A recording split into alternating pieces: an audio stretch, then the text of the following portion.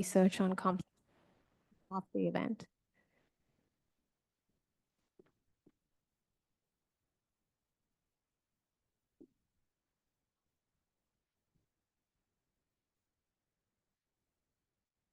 Okay. Well, good morning, everybody, and thank you very much for coming here. It's a very difficult logistically workshop, and really we thank all the vendors who brought equipment and all the organizing committee and everybody else. It's a wonderful meeting. It's very important, and I'm hopefully people who are online could also get some benefit from that. Um, uh, oops. Oh, sorry. Back. Okay, like that. A couple of introductions about Center for Research in Complex Generics. The center was established in 2020, and the center's mission overall is to increase access to safe and effective generic drugs through enhancement of infrastructure and communication, education, like this workshop, and then also research collaborations between industry, academia, and the agency. So we are dedicated to advancing the programs through the stimulating scientific dialogue when everybody could be present. The equipment makers could show us what equipment is capable, and generic companies could talk about the issues in interpreting the data in submissions and what to do in this whole validation of the assays. And we are hoping to generate new knowledge that could support FDA missions to approve and new generic products, complex generic products. So within the CRCG, communication and infrastructure is the most important part. We talk to many generic industry on one-on-one conference calls to figure out what are the issues they're experiencing in their submissions. And if somebody have not reached out to us, please let us know. We are gonna do another round of interviews very soon. Education and training is probably the biggest mission. Like today, we are doing this workshop. Over the years, we've done a lot of important workshops in different areas that are prominent to the industry. And then research is a wonderful thing because we are this kind of a third party. We could allow industry collaborate with the center and generate more or less unbiased set of data that could help regulatory guidance development. Through these interactions and interview process, we reach out to so many generic companies. Here they are, and please, again, if you are not on the list or if you want another interview, reach out to Visha, and we will be scheduling them this coming fall. So even when the center started and when I was asked to give an example of what is complex generics about, I brought up this issue of characterization of particle size because so many injectable products, ophthalmic products have particles, and how best to characterize the size of those particles, particle size distribution, also how to use this method to understand what impurities are and aggregation profile and etc. So there is a lot of challenges that FDA see in how in their submissions for generic products and how to interpret the data that is provided. There is overall a better need to understand the validation requirements. Particle sizing is not HPLC. HPLC is something we really all know how to validate, but what is required to validate and make a robust particle size measurement? And then also what should be the standards to validate those methods?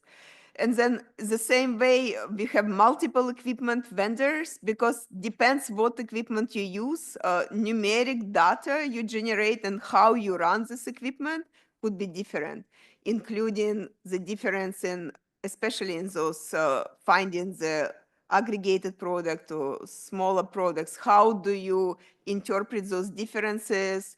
How do you use those methodologies robustly?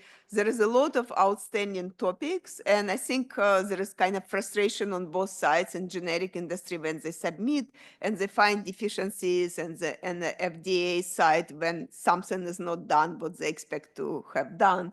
So hopefully this is a good workshop for everybody to speak their mind and then also come up with more better understanding of what is all requirements. We are very busy this year. This fall, we have a couple more workshops just this fall. We have one in October on modeling and use of artificial intelligence in generic drug development and regulatory insights and future trends and how AI will be used.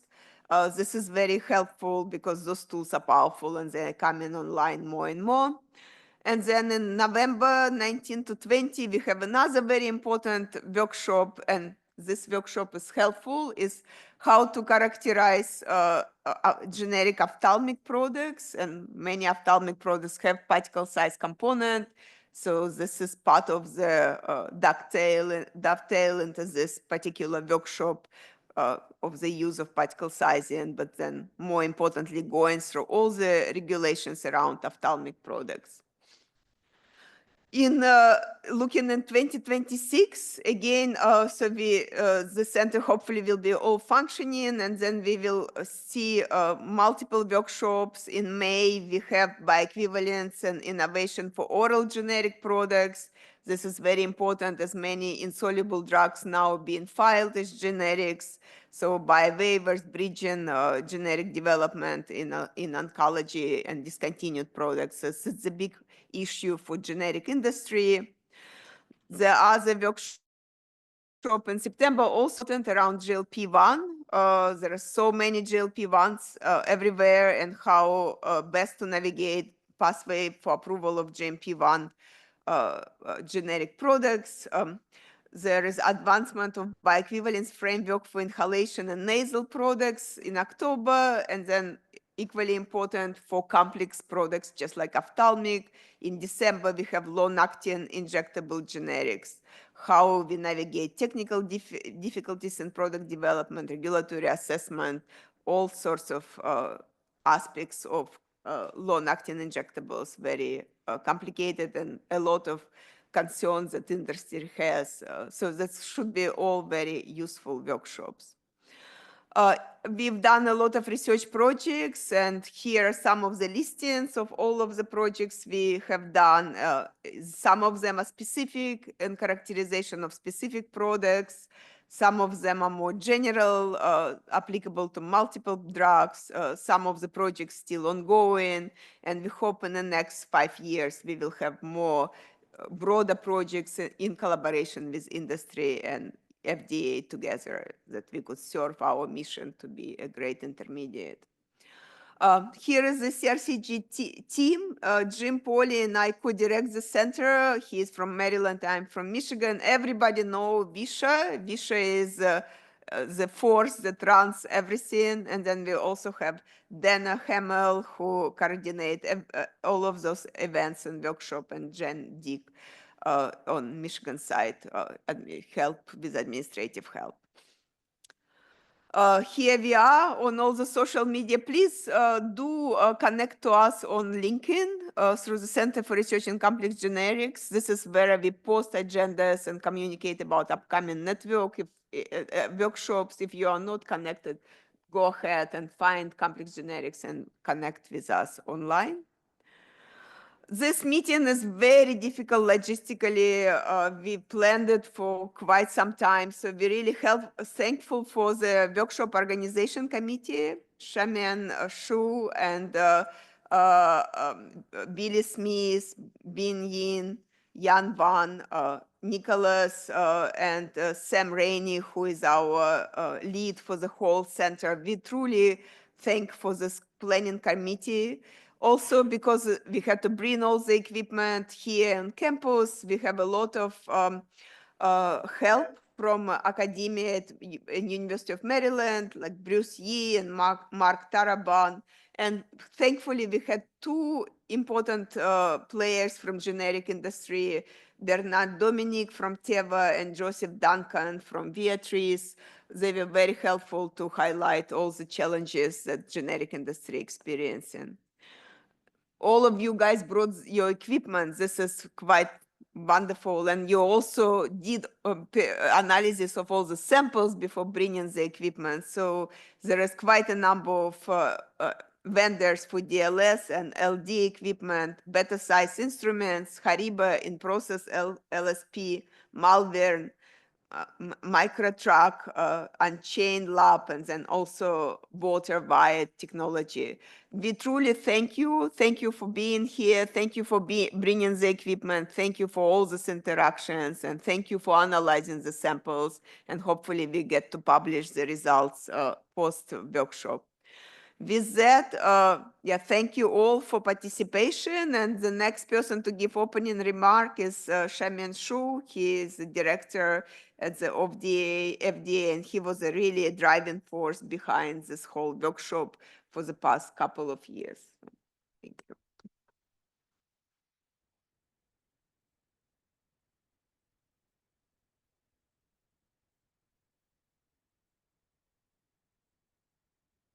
Good morning for those in the room, and also welcome to those joining online.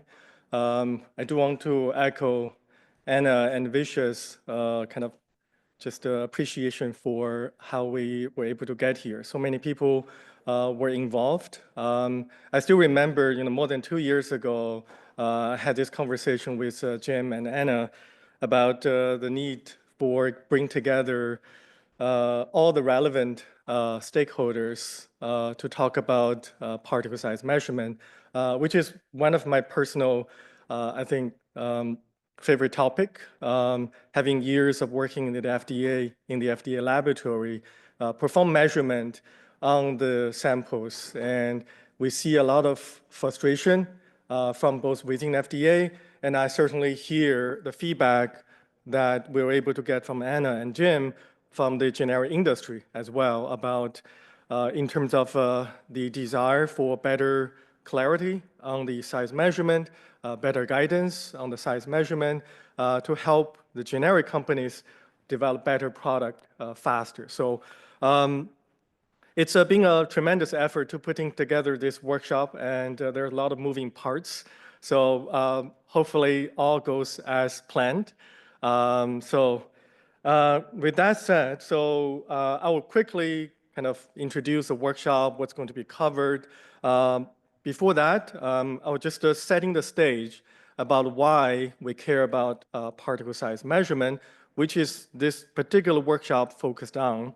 And the reason is particles are everywhere in the pharmaceutical products, and they appear as part of the drug product, as either drug substance or finished drug product in the finished dosage form, presented in the form, whether it's solids or liquid, or even sometimes air dispersed in liquid as foam.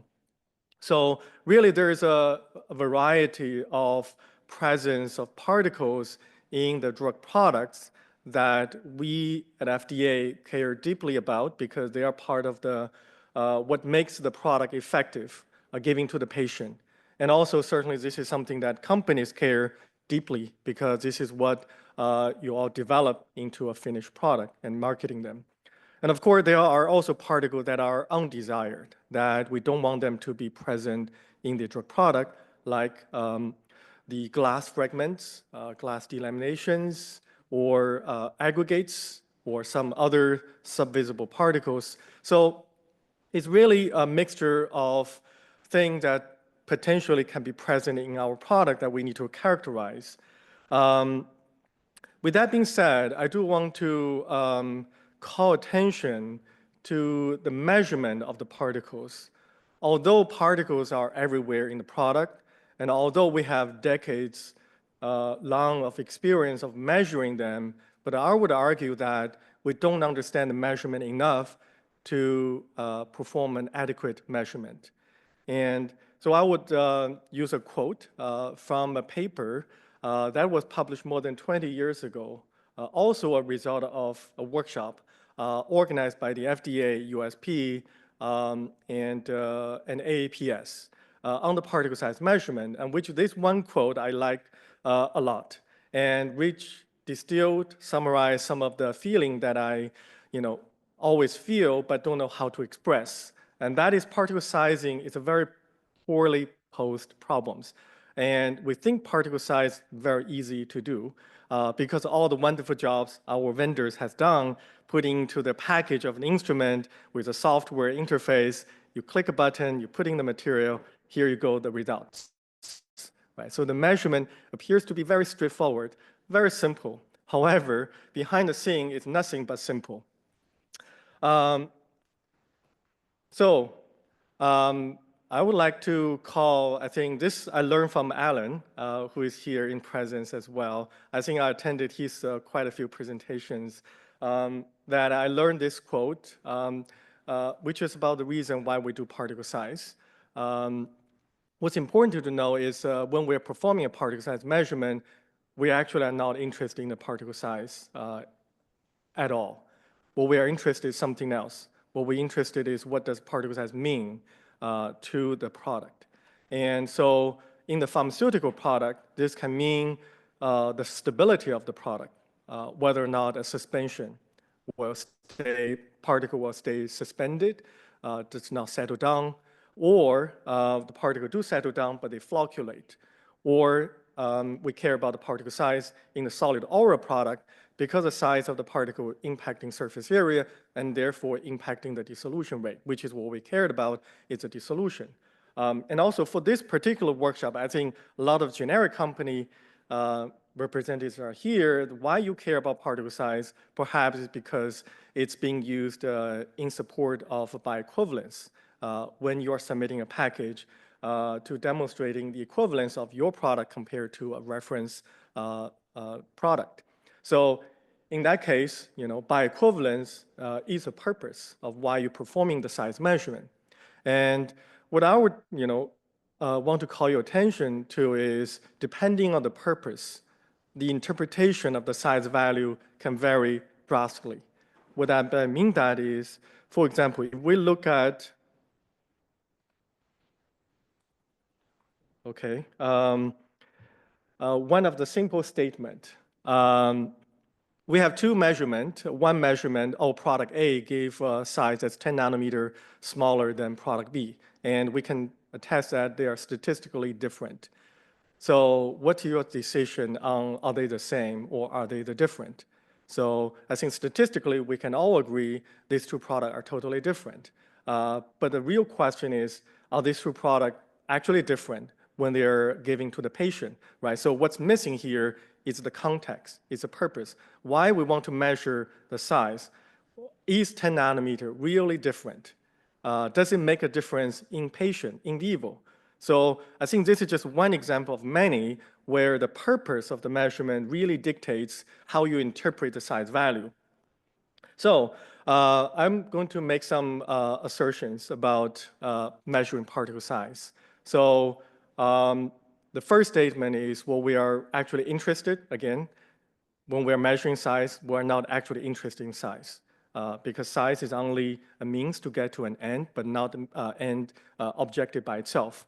And secondly, what we are actually measuring, even though we want to measure particle size, but what we are actually measuring is not the size, but some attribute, some characteristics that reflect the size, in a way correlating with the value of a size. So because of that, we really are presented, again, this is my interpretation of why it appears to be very simple, but it's actually not very simple to perform a particle size measurement.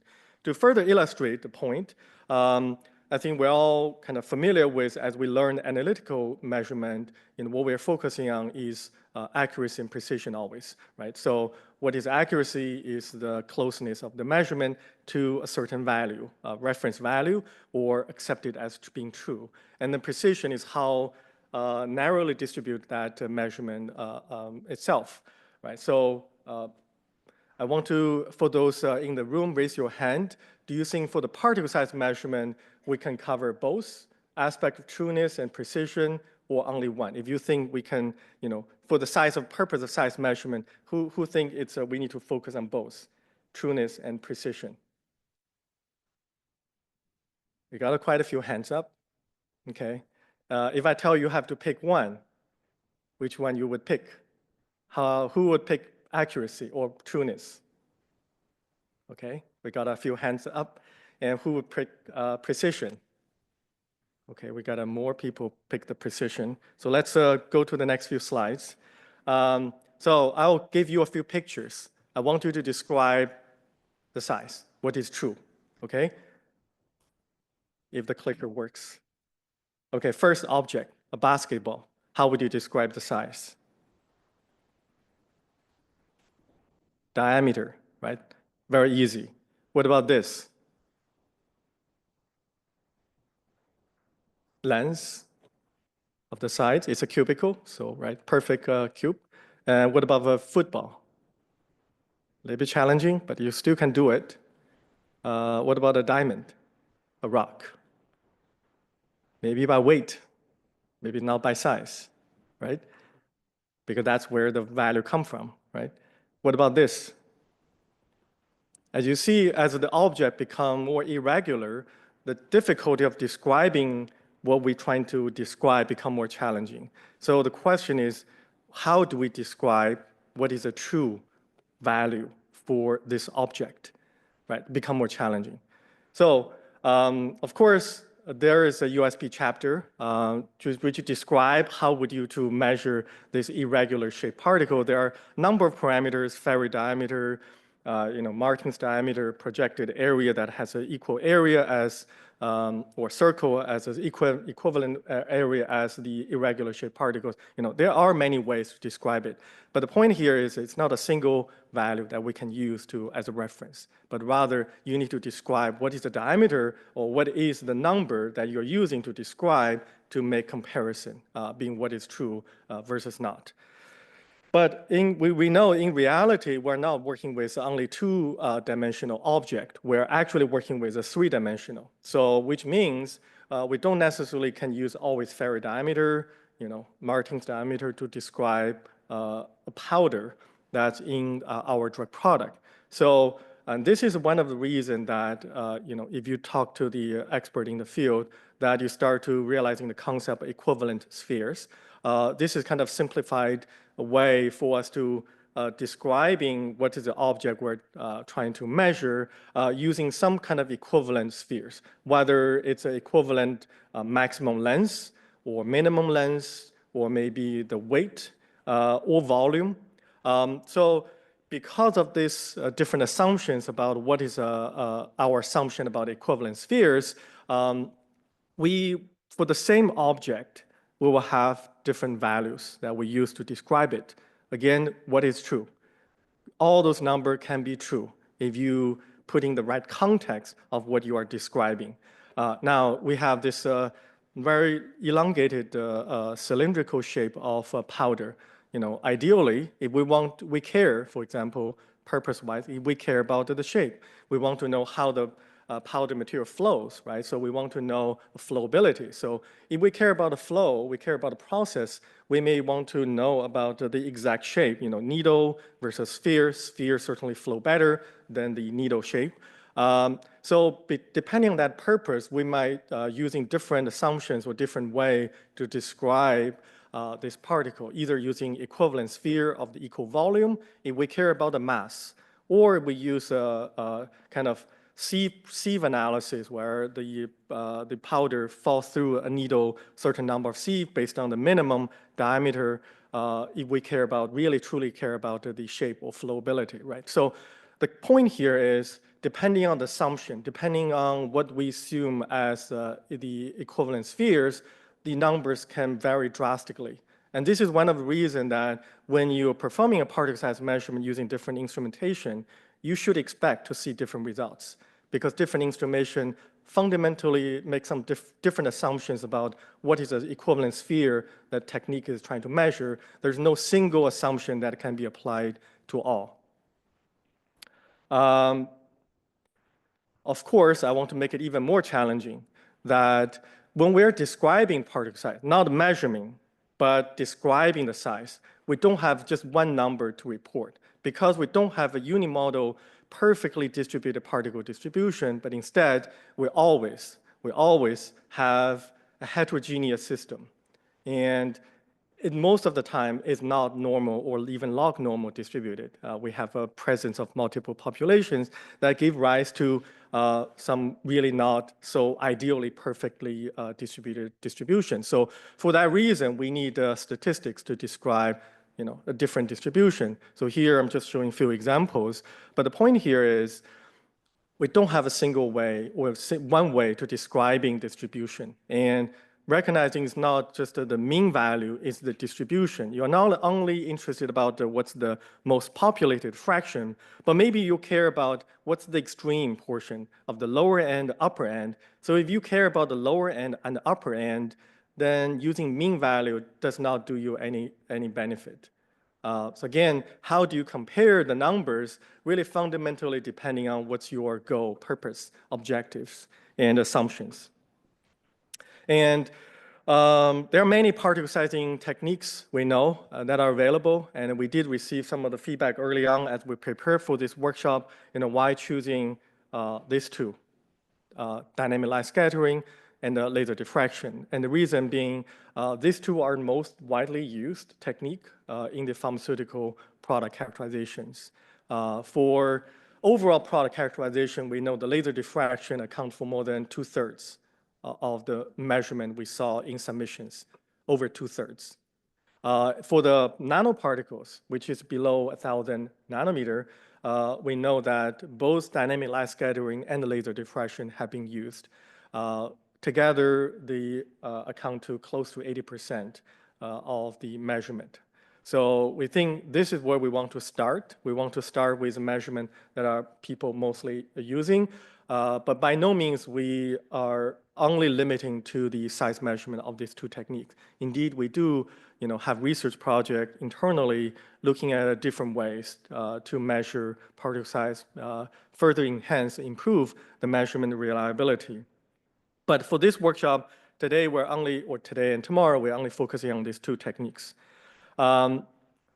This is one of my favorite cartoons to show just how challenging it is to measure particle size or describe particle size, or even to communicate the numbers across, with, internally within FDA, externally with the applicant, and of course with the particle size vendors as well. So there's no right answer. There's no wrong answer. It all depends on what's your assumptions and what's your purpose, what's your objectives. So maybe one more slide to show about where we get to this workshop. Before the workshop, we sent 5 materials to 7 vendors. So we provided the material, as you can see what's on the screen of the different products. And we asked the vendors who are expert in the field to asking them, do they perceive the measurement that they just finished as being easy or difficult, right? If my point earlier, particle size measurement is not simple, or if simple, we should see, all the experts in the field should agree the measurement of the material should be leaning in one direction, right? But you see, we have only 2 materials that have almost universally agreement. One is MCC, measured using laser diffraction.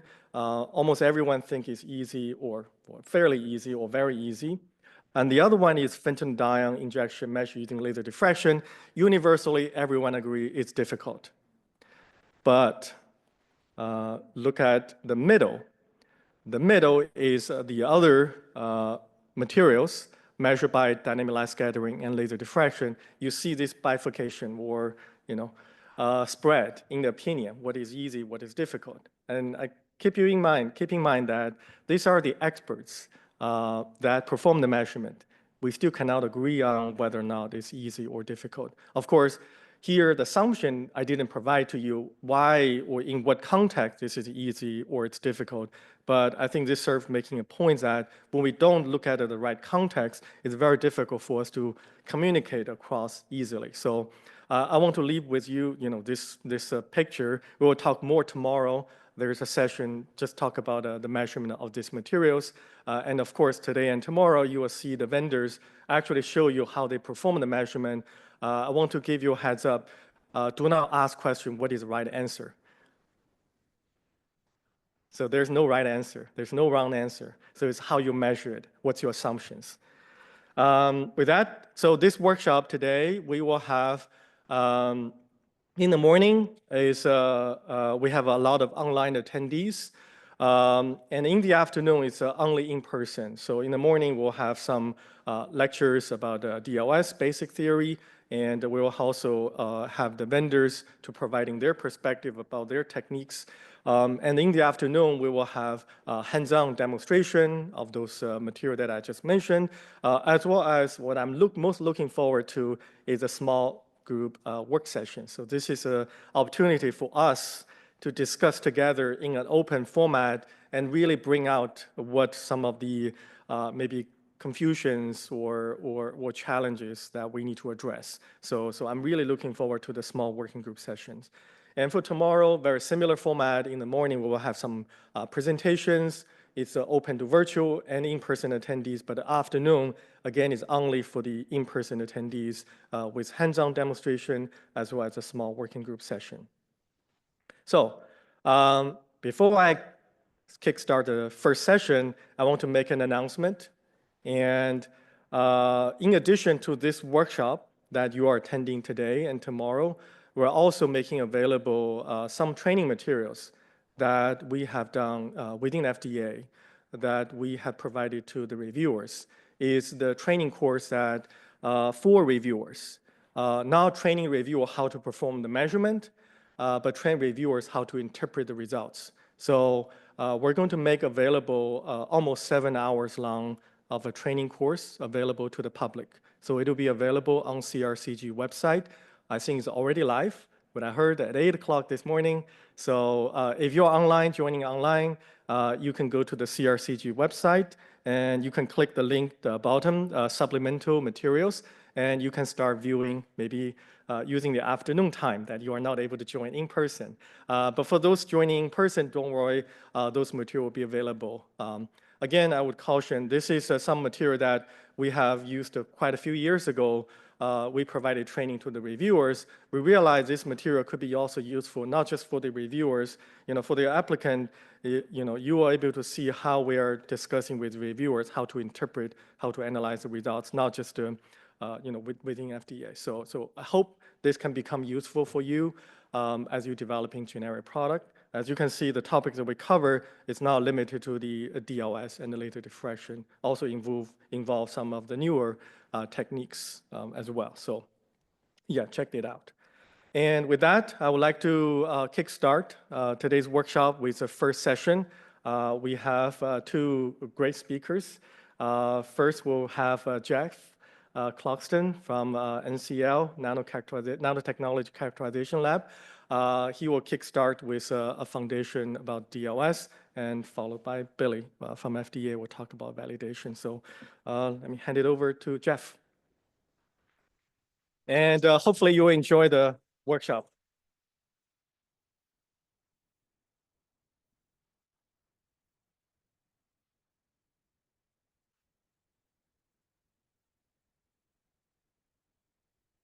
Shorter, so let me bring this down.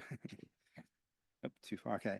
All right, good morning, everyone here. Good morning, good afternoon, good evening to those of us joining online. My name is Jeffrey Cloxton. I'm a principal scientist, and I'm also the Physical Chemical Characterization Section Head at the Nanotechnology Characterization Lab, NCL for short. There we go. Just a brief outline of my talk today. I will start off with the basics of DLS. Then I will go through sample preparation and instrumentation. Then I will address general issues as well as nanoparticle-specific issues. And finally, I will conclude with protocol, standard documents, and size standards. But before we begin, I want to do a poll. I have a 2-question poll here. So my first question to you all here, and please online join me as well, is are you familiar with DLS? So by this, I mean you know what it stands for and you know what you're measuring. So by show of hands in here, raise your hand if you're familiar with DLS. Okay, so pretty much everyone here. Good. My follow-up question to this would be, there we go. Have you actually performed a DLS measurement? So meaning you've gone in the lab, you know what the instrument looks like, you've loaded sample in a cuvette, you made measurements and reported a size. So if you have done that, stand up now, if you may. All right, so probably about half of us, I would say, give or take. So that's good. Hopefully the people online, please stay standing, please. For those of you still sitting, the DLS deprived amongst us, no, just kidding, please go ahead, stand up as well, because by the end of the workshop today, you should answer yes to both of these questions. So please stand up as well. And also, I also like to make this interactive, so since you're standing, please stretch out. I know a lot of us probably got up a little bit earlier than normal, probably sat in traffic to get here, so go ahead, stretch out. Please, people online, indulge me in this as well. When you're done with that, thank you very much for doing that, and we can get started, because now I should have your undivided attention for the next 40 minutes as we go into DLS. Thank you for that. So it's not surprising that most of us have either raised our hand or stood up, because if you look at a paper given by Catherine Tyner back in 2017, they gave a breakdown of the different sizing methods used to assess particle size for drug products. And these were containing nanomaterials that were submitted to CEDAR from 1973 to 2015. As you can see from the graph, if this works, there we go, big cursor.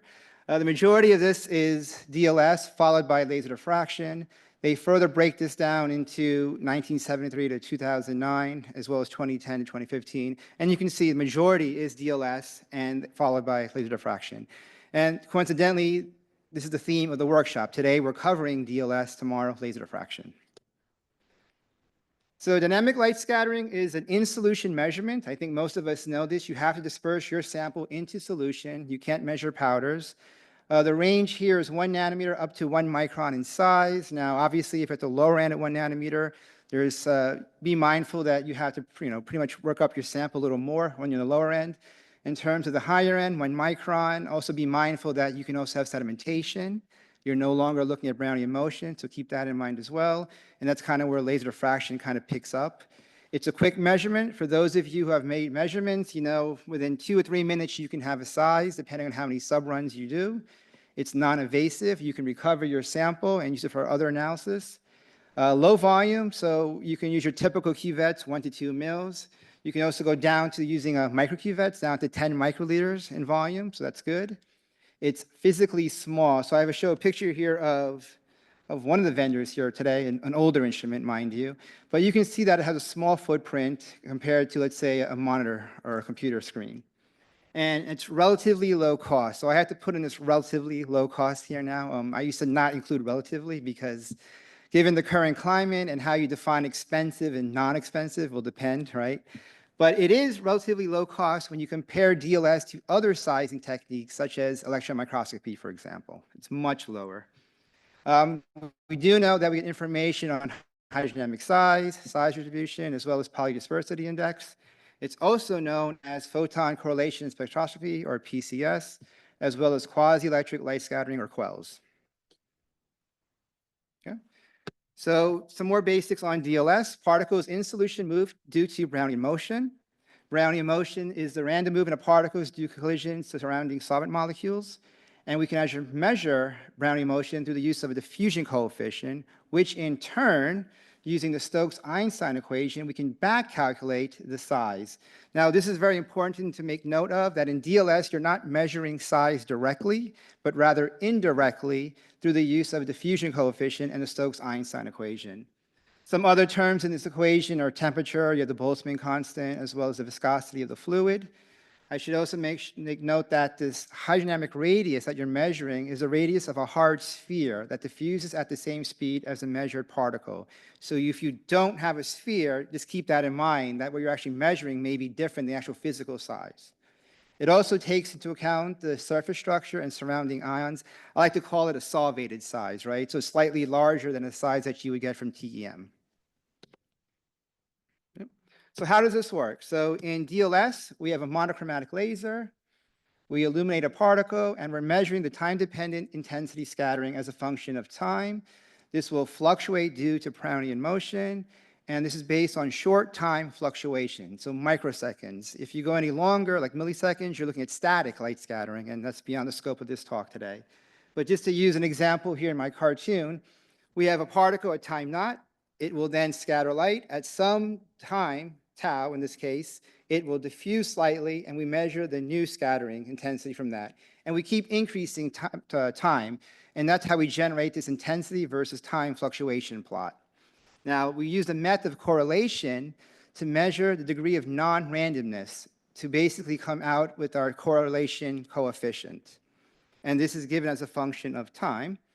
We then take this data and we can convert this to what's called a correlation curve. Now, this is something that's very important from a DLS measurement, and I highly recommend you always look at this when you're doing a measurement. So let me walk you through how I would interpret this data. So the correlation curve is basically the correlation coefficient plotted against time. And I show here two different correlation curves, one for a larger particle, 130 nanometers in diameter for a liposome, and then a C60 derivative, which is much smaller, 7 nanometers in diameter. So if I again look at this cartoon down here, if we take a particle, and let's start with the large particle. So we know large particles diffuse slower, right? So if we start at time naught, after some time, the particle will diffuse, but not too far from the original position because it is large. It will have a smaller diffusion coefficient. So there's a high degree of correlation from the new spot relative to its initial spot. In contrast, if you take a smaller particles diffuse faster, right? So time naught, again, after some time, this will diffuse a little more than the original location. So there's less degree of correlation to its initial spot.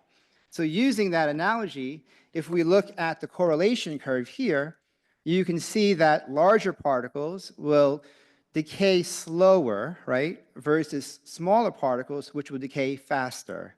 So I already kind of gave you the answers, but if I didn't put this here, you can at least tell me which of these two particles is larger based off of how fast this decays. Some other things to look at in the correlation curve are listed here. So like I mentioned, time to decay indicates the size. This gradient, how fast it goes down, indicates polydispersity. So the faster or steeper the slope, the more monodispersed it is.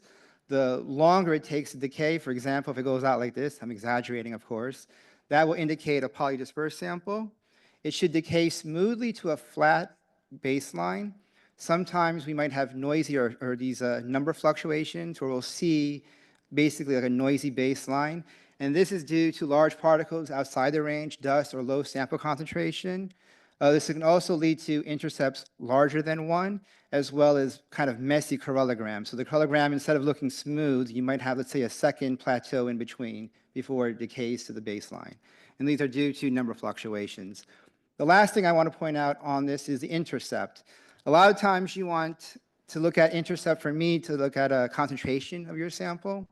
If your concentration is too low, this intercept will be much lower, down here probably. Since you're trying to fit this data, if your y-intercept or the concentration is too low, you can get a lot of error trying to fit a small region here. You don't want your intercept to be greater than 1 as well, and this is because of the number of fluctuations. So having this correlation curve, we then can fit this to the equation shown here. There are several parameters in this equation, one of which is that diffusion coefficient, the translation of diffusion coefficient in this case. And this is how we model this data to get out our diffusion coefficient and then use a Stokes-Einstein equation to back calculate the size of your particle. So knowing now how it works, we want to discuss sample preparation. I've taken a lot of this from our website here where we have a NIST-NCO joint protocol for making DLS measurements. So I'm going to walk you through some of the key points here. The first is that your dispersing media, whatever you're using, your solvent, should be filtered for at least, we recommend 0.1 micron or smaller. This is to make sure there's no dust in there and things like that may interfere with your particle analysis. Typically, if you're working with something less than 10 nanometers, I highly recommend filtering to 0.02 micron to get rid of that. Typical starting concentration is 1 mg per mil. Now, This is kind of like, it depends on your sample, obviously, right? You should adjust this concentration to accommodate the scattering properties of your sample and/or the optical requirements of your instrument. So we know larger particles scatter more light, therefore you don't have to go as high a concentration. Contrast, smaller particles need a higher concentration because they scatter less light. Soft material, organic material scatter less light versus metallic in nature. So a lot of these things have to be taken into consideration when determining your sample concentration. We want to use cuvette or quartz or optical quality glass windows. I know there's a lot of these polystyrene or these plastic disposable cuvettes. These work if you need to, but we recommend using quartz or optical quality glass windows, mainly because you're looking at scattering off of a surface, right, or through the surface. If there's any defects on that surface, your scattering will be skewed, and hence you'll get non-reliable or inaccurate results. It's always good to pre-rinse your cuvette with the filtered solvents 3 times. Mainly, what if your cuvette is still dirty? What if salt's dried overnight? Clean out your sample, basically, or your cuvette. I also will take this a step further. If you have the sample available, it doesn't hurt to actually pre-rinse your cuvette with your sample as well. So solvent as well as your sample. You want to load your cuvette to at least 2 millimeters above the liquid level. Now, if you're working with these larger, 1 or 2 mil cuvettes, this is not really a big deal, right? You just fill it up and your laser will hit your sample, right? This is more if you're using, let's say, micro cuvettes, right? Where they come in different beam heights. You can have an 8 millimeter or 15 millimeter beam height. You want to make sure first that you pick the correct one, that the window is actually hitting your laser, right? That's the first thing. Second of all, you want to make sure you fill above that window, just to make sure you're not hitting any air bubbles or the meniscus. So that's very important. Obviously, don't touch the cuvette windows. Kind of goes hand in hand with the whole using cuvettes and wiping and having not any smears on the surface because you're looking at scattering. You want to cap the cuvette to prevent dust contamination and solvent evaporation. I think this actually is more important if you start looking at elevated temperatures, for example, or where you can have solvent evaporation. You want to make sure that there's no air bubbles in your window. So to remove air bubbles, don't do this. This will just introduce more air bubbles, right? You want to gently tap on a surface, not on a metallic surface, because you don't want to knock the cuvette out of your hand. You don't want to break your cuvette, right? So gently shake or tap on a surface to get rid of any air bubbles. In terms of sample volume and equilibration time, we recommend 2 minutes or more. Obviously, if you're working at higher temperatures, you have to work out how long you need to hit that temperature. And finally, we recommend to perform 3 to 10 different independent measurements per sample. So what does a setup look like? So we have a laser, a helium neon 633 nanometer, for example, laser. This shines our cuvette containing the sample. The scatter light then hits a detector. So classical DLS has detectors at 90 degrees. We also have these backscatterings, for example, at 173 detectors. Detectors can be either homodyne or heterodyne in nature. I'm not going to go into this because our vendors here today will go into this, and this also depends on the vendor and their setup. But quickly, homodyne just means you have the scatter light from the sample only, whereas heterodyne, in addition to the scatter light from the sample, you have laser not going to the sample as well as your reference. From the detectors, this is how we get our intensity fluctuations. This is then sent to a correlator, which fits this data into a correlation function. Finally, goes to a computer, which will convert this correlation function into your particle size distribution. So let me discuss general issues in data analysis. So we've seen this equation before, and this is how we fit the correlation curve. And we're going to use that diffusion coefficient to back calculate through the Stokes-Einstein equation your size. Now, there's the first type of analysis is called cumulance analysis, and this is ISO recommended. This assumes a single monomodal Gaussian distribution. You get 2 numbers from this type of analysis only, your z-average and your polydispersity index only. There's no curves, graphs, plots, none of that when you do cumulance analysis, only 2 numbers. And I will discuss this more on examples in my later slides. Now, this is great if your sample looks like this. Now, in the real world, we never have this, unfortunately. It's usually we have agglomeration, aggregation, size distribution, polydispersity in our sample. So there are more rigorous algorithms available, these regularization, which can basically look at the correlation curve and fit several different size populations to that curve. And what comes out of this is you get intensity weighted, a volume weighted, and a number weighted distribution number as well. For those who have done DLS, you know, when you stick the cuvette in, hit go, you come back a couple of minutes with your coffee, you see you have like 4 different numbers, right? This is because most software will calculate your cumulates as well as an intensity, volume, and number. And I'll show you later on which one to use. But going back to this intensity and volume and number, intensity weighted distribution, the scattering is proportional to the size to the sixth power. So that means larger particles will scatter more light versus smaller, which is fine. The problem is if your sample is dirty or have dust in it, you might miss out on a smaller size population because of this. To get around this size dependence, we can look at volume weighted, right? So in this case, the intensity is proportional to the R to the third now.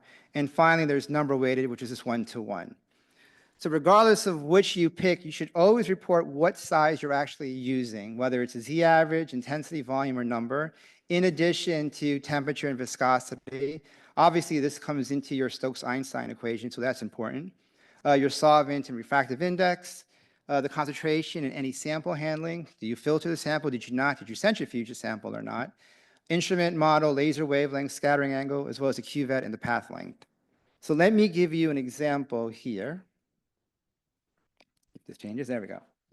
So this is an example of a nanoemulsion that's been diluted 1,000-fold in water. And notice I give the information here that I mentioned on the previous slide when reporting the results. I have shown here the intensity, volume, and number distribution plots. Well, which one would you pick? So who would, with a show of hands, who would pick intensity? Okay. Volume. And then finally, number. Good. No one raised their hand. Good. All right. All right. So not knowing anything, I would, if you didn't know anything, you would pick number, right? Why? Because it's a single peak. Woohoo. That's good. And it's less than 100 nanometers. Yay, nano, right? But you would be wrong. So the way we recommend using this type of numbers, hold on, if this works. There we go. Is because remember the DLS is measuring the intensity fluctuations. Your raw data is a scattered light based off intensity. So you want to use the intensity distribution plot to report the size. Now remember, this is proportional to the sixth power, right? So larger particles will scatter more light. To reduce that dependency, we use the volume distribution plot to look at relative amounts. Finally, we don't use number at all, because when you transform this data to volume as number, there's a lot of assumptions that are made in this transformation, and they're usually not valid. I'm not going to go into that here, but I do have a reference at the bottom of my slide if you want to read up on that. Let me talk about Z average now. So I'll use an example here of a 30 nanometer colloidal gold particle, and we measured the size of this, and we got a Z average of 29.6 with a polydispersity index of 0.162. Now notice, since I'm looking only at Z average, again, only 2 numbers, I didn't show you a plot here, right? And I will indulge you here, though, and show you a plot just to kind of confirm that. Oh, there we go. That indeed, it's a single species in the sample. Now, Z average is the intensity weighted average of the distribution. On my next slide, I'll go into that more. Polydispersity index, just to give you, numbers in your head, less than 0.1 in theory are considered monodisperse. In practice, less than 0.2. So on this example, we see a monodisperse sample. How do we use Z average? Well, Z average can be used to look at quality control between batches to batches. And this is an example of 2 different batches of liposomes that were dispersed in saline. And you can see by the intensity plot that they are different. So let me now discuss Z average a little bit more, because I think this is important. So there we go. So this is an example where we have a G6 amine terminate dendrimer dispersed in PBS.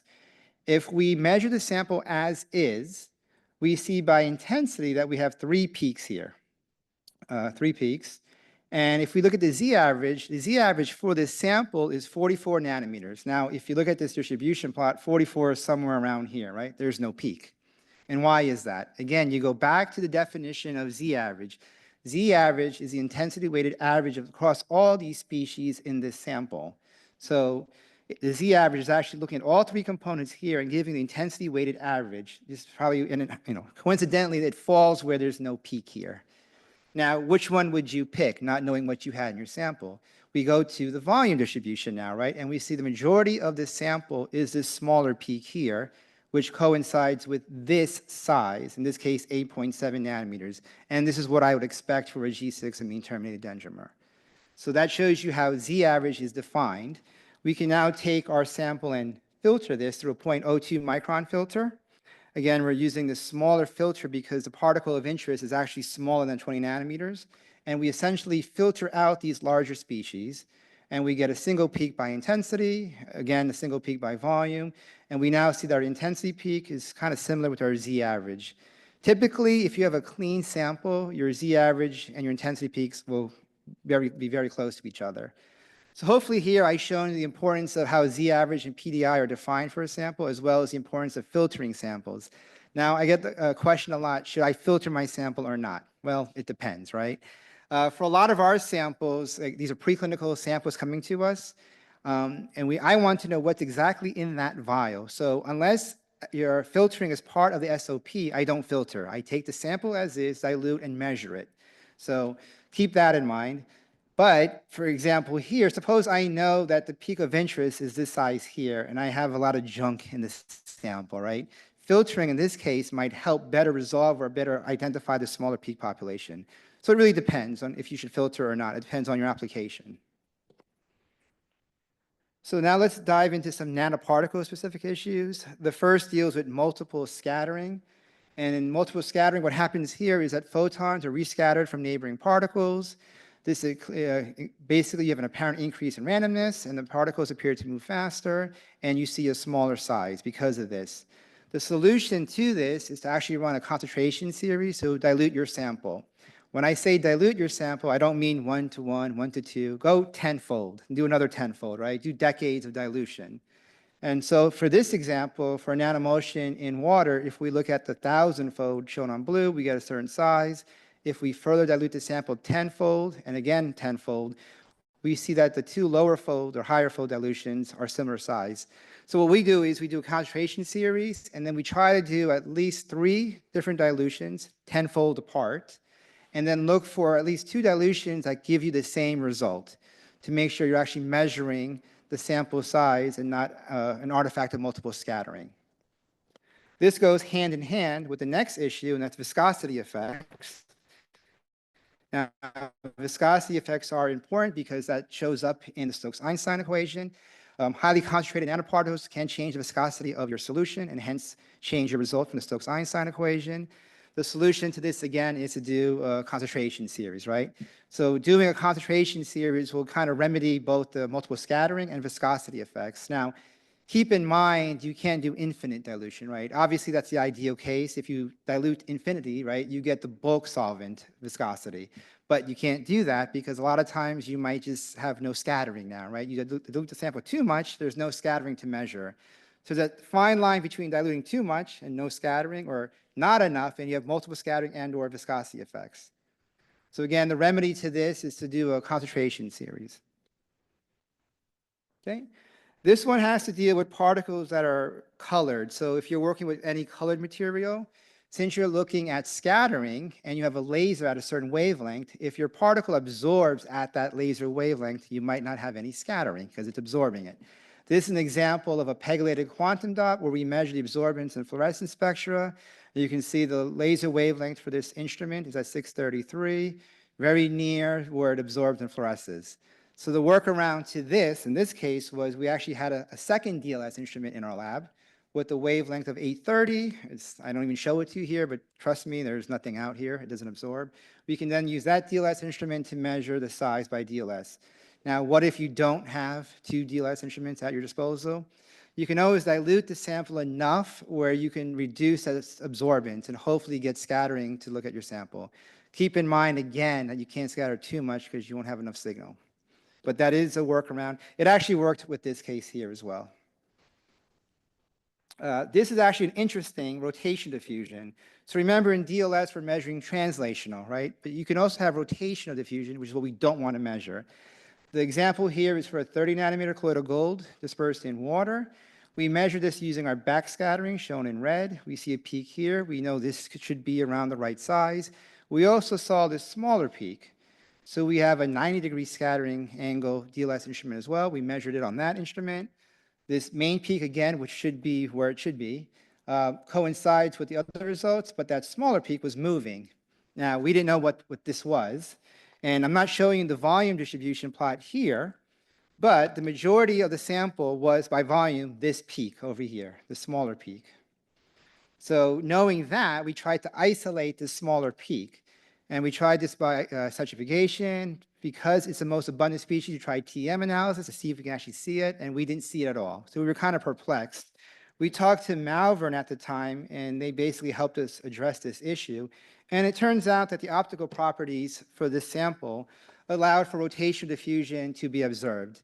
And you see this because the main peak stays constant, whereas the smaller peak will move based off of different scattering angles. So in this case, we had two different angles. We can see this phenomenon.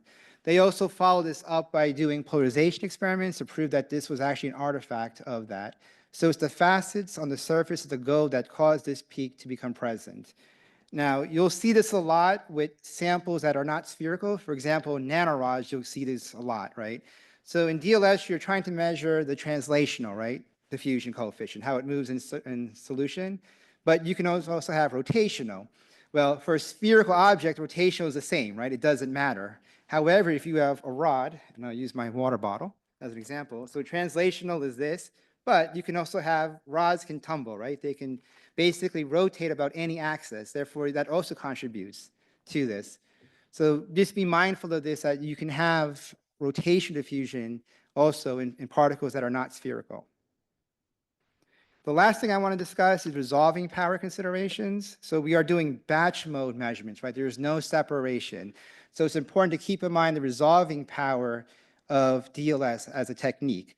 Here's an example of a dendrimer dispersed in PBS. We have a mean terminated shown in this burgundy color, and the size is here, around 10 nanometers. We then have a pegylated version of the same dendrimer, and that's shown in green, around 15 nanometers. Now, if we were to physically mix these two samples, we cannot baseline resolve or differentiate these two different populations. Instead, we get an average of the two samples shown in the blue trace here. So just a general rule of thumb is DLS can only baseline resolve particles that are 3 to 5-fold different in size. So just keep that in mind. To actually differentiate this, you have to affect some kind of separation upstream. That's beyond the scope of this talk today, but I hear we might have a workshop coming up on this as well. So keep tuned for that. I do want to go into now some protocols. So I mentioned earlier, NIST and NCA, we developed this DLS protocol that can be found on our website at the URL shown below. It goes through basically the theory, how to make measurements, how to report data. We also have a follow-up video online as well on YouTube where you can see a younger version of me going through the protocol, very much younger. There's also standard documents available. So ISO has two documents, one on photon correlation spectroscopy. Unfortunately, this has been withdrawn. They have a follow-on DLS ISO standard, and this should be updated later this year. ASTM also has similar documents. There's two of them, one on PCS and one on DLS. This one I want to highlight because it's very, very useful. It actually goes through a lot of the stuff I covered today, as well as how to report size, guidance tips, things like that. Everything is found in this document. So I do want to highlight some of these points from this document on the next slide. So in terms of performance verification and method validation, DLS is based on first principles. There's no calibration needed, correct? So unlike a UV measurement, which I think most of us are familiar with, you have to make standards of known concentration, measure the absorbance, look at the slope, and then use that to calculate concentration. Well, in DLS, you don't do any of that. It's based off of first principles, thus no calibration is required. Now, with that said, there are standards and reference materials available for instrument performance verification. It's always good to run these to make sure that your instrument is working properly. Also, you can use the same standards to look at method validation. Are you handling the samples correctly, or are you prepping them the right way? Are you filtering correctly? Things like that can be used for method validation. Also be mindful that DLS, and I kind of touched upon this earlier, DLS size is different from other techniques. For example, TEM, they should not match. A lot of times people will take their number weighted DLS to try to match it with TM. Don't do that. They shouldn't match, right? It's very different principles, and you're measuring size, and size defined in different ways depending on the technique. And finally, for regulatory purposes, there are guidance documents available for method validation. Dr. William Smith will address this in the next talk after me. In addition to this document, they also have a more detailed list of what you should report when you give your size results. They give user details, sample details, instrument details, measurement details, data, and results. I'm not going to read through all of this because a lot of this I showed you already, but please have a look at this document to see what you should list when you report a size. It's always very good practice, especially when you're submitting your IND, for example, to reference a guidance document on how you made your measurements. That's very important to do, and it helps FDA with the review as well.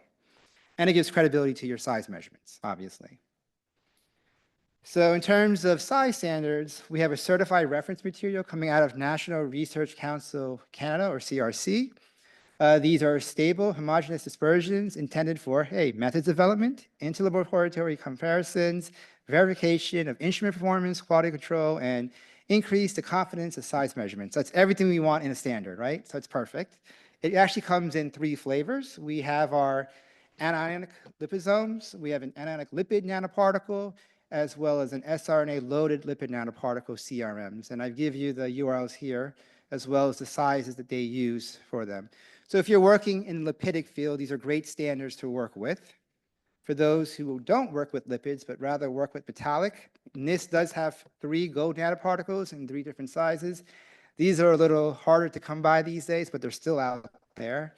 And then JRC also offers, if you're overseas, you can look at colloidal silica, which comes in several sizes, as well as a bimodal mixture of 2 sizes as well.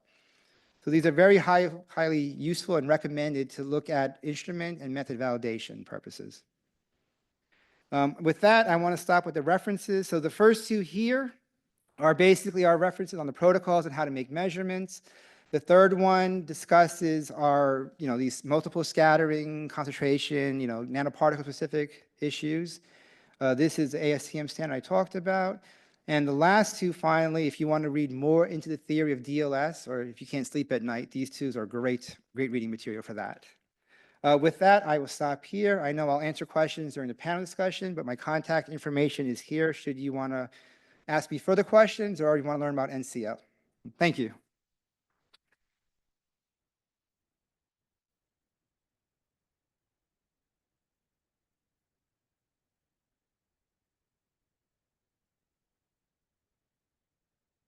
Okay, hello.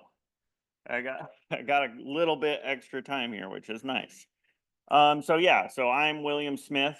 I am a research scientist in the Office of Pharmaceutical Quality Research. So I do a lot of the hands-on stuff related to this, and a lot of what I'm going to talk about has come from discussions, internal discussions with reviewers, as well as kind of some of the things that we get consulted on as far as submitted documents are concerned. For the next 15 to 20 minutes, I'm going to give you just some basic considerations for when you're, reporting and developing methods, which Jeff so kindly really covered pretty well there. And then we'll talk about some kind of what method validation means in kind of the auspice of particle sizing. And then I'll go through kind of the whirlwind tour of some examples of common deficiencies for DLS and laser diffraction. So to start, this is not an exhaustive list. So in general, we have, the first thing to consider when you're doing a particle size measurement is what size are you assuming the particles are, because that is going to dictate off the top of, doing the method development process, what type of technique you might use. And so just for this conference or this workshop, we're really focusing on dynamic light scattering and laser diffraction. Those are both ensemble techniques. So those, measure it in batch, kind of everything, one pot. And this is, usually something around the 100 nanometers-ish, in the hundreds of nanometers or below for DLS. And for laser diffraction, you can go into the nanometers, but it really excels in the micron range. And then when you have something that might be highly polydispersed, so there's at least one or two different populations that span some order of magnitude, you might think about coupling one of these to a separation technique like, say, field flow fractionation or size exclusion chromatography first, to kind of really look at those two different populations. And this is, really important if those populations dictate something like the drug distribution in a product. Do I care how much of my drug is dissolved in a micelle versus in an oil globule, et cetera? As Jeff mentioned, shape might also be important, and it might also affect your measurement. And Xiaoming kind of pointed to the flowability study. But if shape is important for your sample, find an orthogonal technique that you can use to interrogate that morphological difference. Of course, if the sample is colored, which Jeff also covered, it might absorb some light, and so it's going to change your sensitivity. And this we'll get into a little bit in the future here, but does your sample disperse well? Is it going to remain stable in your medium? And of course, a particle, unless you're measuring it in a vacuum, it doesn't exist separately from the medium in which you're measuring it. So it's always going to be impacted in some way by its local environment. And then, of course, as we get into some of this kind of method validation stuff, how is your sample preparation impacting things like stability? And of course, is your sample sensitive to dilution? So this, again, is an environmental effect. Oh yeah, and then the last thing here is, are there anything that are going to interfere inside your sample with your analyte of interest? So this is, again, kind of a sensitivity question. So a non-existent list continued. These are kind of things that we always say, look at or consider reporting. So obviously your laser power is going to affect how sensitive your measurement is, how well you're going to be able to actually interrogate your sample. Things like measurement position, it wasn't thoroughly gone through, but to what depth is your scattering volume inside of the sample that you're measuring, because that is kind of related to how what concentration or what slice of the sample you're actually looking at. And so things like intensity and size, are closely related. So measurement position is kind of critical, and we'll see an example there. Of course, the optical inputs, so these are things like the media and the particle refractive index. And then other kind of measurement things. So for laser diffraction, what are the measurement conditions? How fast are you pumping? How fast are you stirring? Are you sonicating before, after, or during the measurement? And then once you have the, actual detector signal, the detector signal is translated in some way into a particle size. And there's a number of different algorithmic ways. So, like the cumulant and distribution. Are you using some kind of model assumption, say in laser diffraction, like the Mee or Fraunhofer? Other things to be reported, as Xiaoming kind of said, if you just tell me the particle size is 100, nanometers or microns, I have no clue what that means without some other kind of qualifier, right? So the assumption is that that is some specific type of size. So all of those means either, volume, surface area or weight, Z average, your D50, D90, those are all different in my opinion.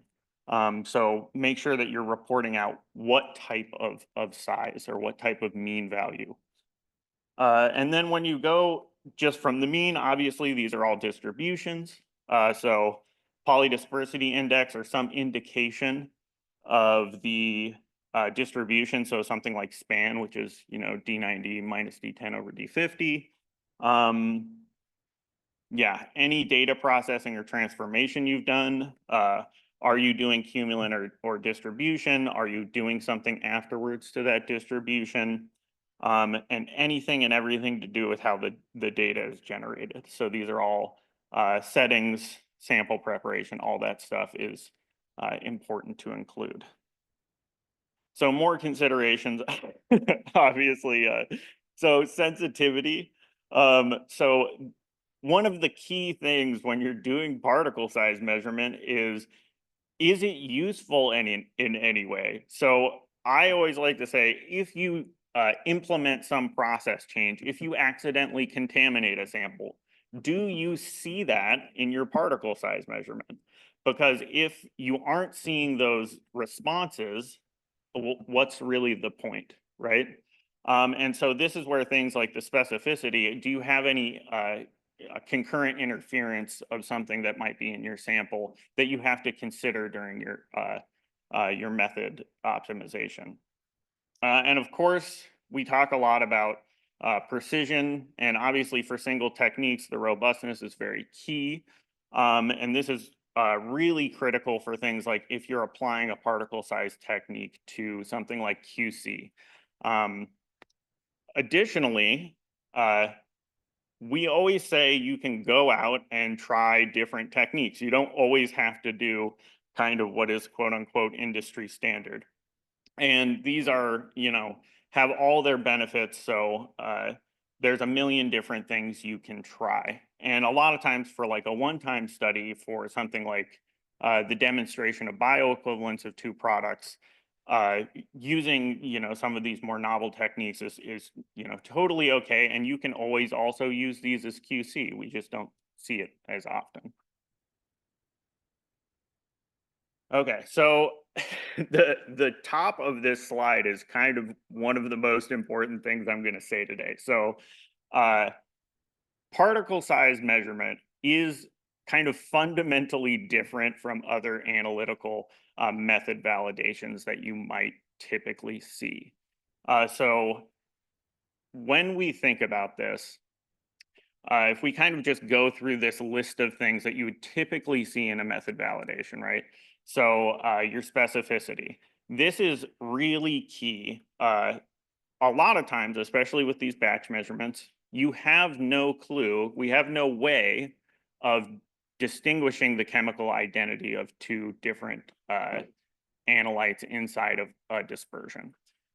There are ways you can do it. You can flow imaging Raman, look at, a particle aggregate versus a silicone oil or something like that. But in a lot of these ensemble batch measurements that are typically used for QC, it's very, very hard. So there's not really a good way for showing that. Again, linearity, as Jeff said, there is no calibration in a lot of these. So these are based on first principles. So if you were to say to me the linearity, I'd say with respect to what? Like, what are the two things you're plotting against? Are you looking at the concentration versus the particle size, or the intensity versus the concentration? What is even the purpose of doing that or demonstrating that? The range obviously is dictated by the particle size technique that you've chosen inherently. And so that's something that is inherent to choosing the method when you're developing a method.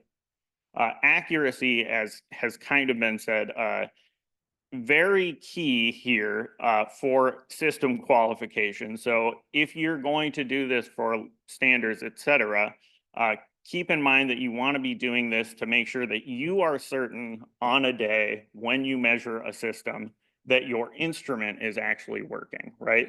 So it's more for the certainty of the analyst to say between days, between months, between samples, I've run a standard, et cetera, and I know that the system is working.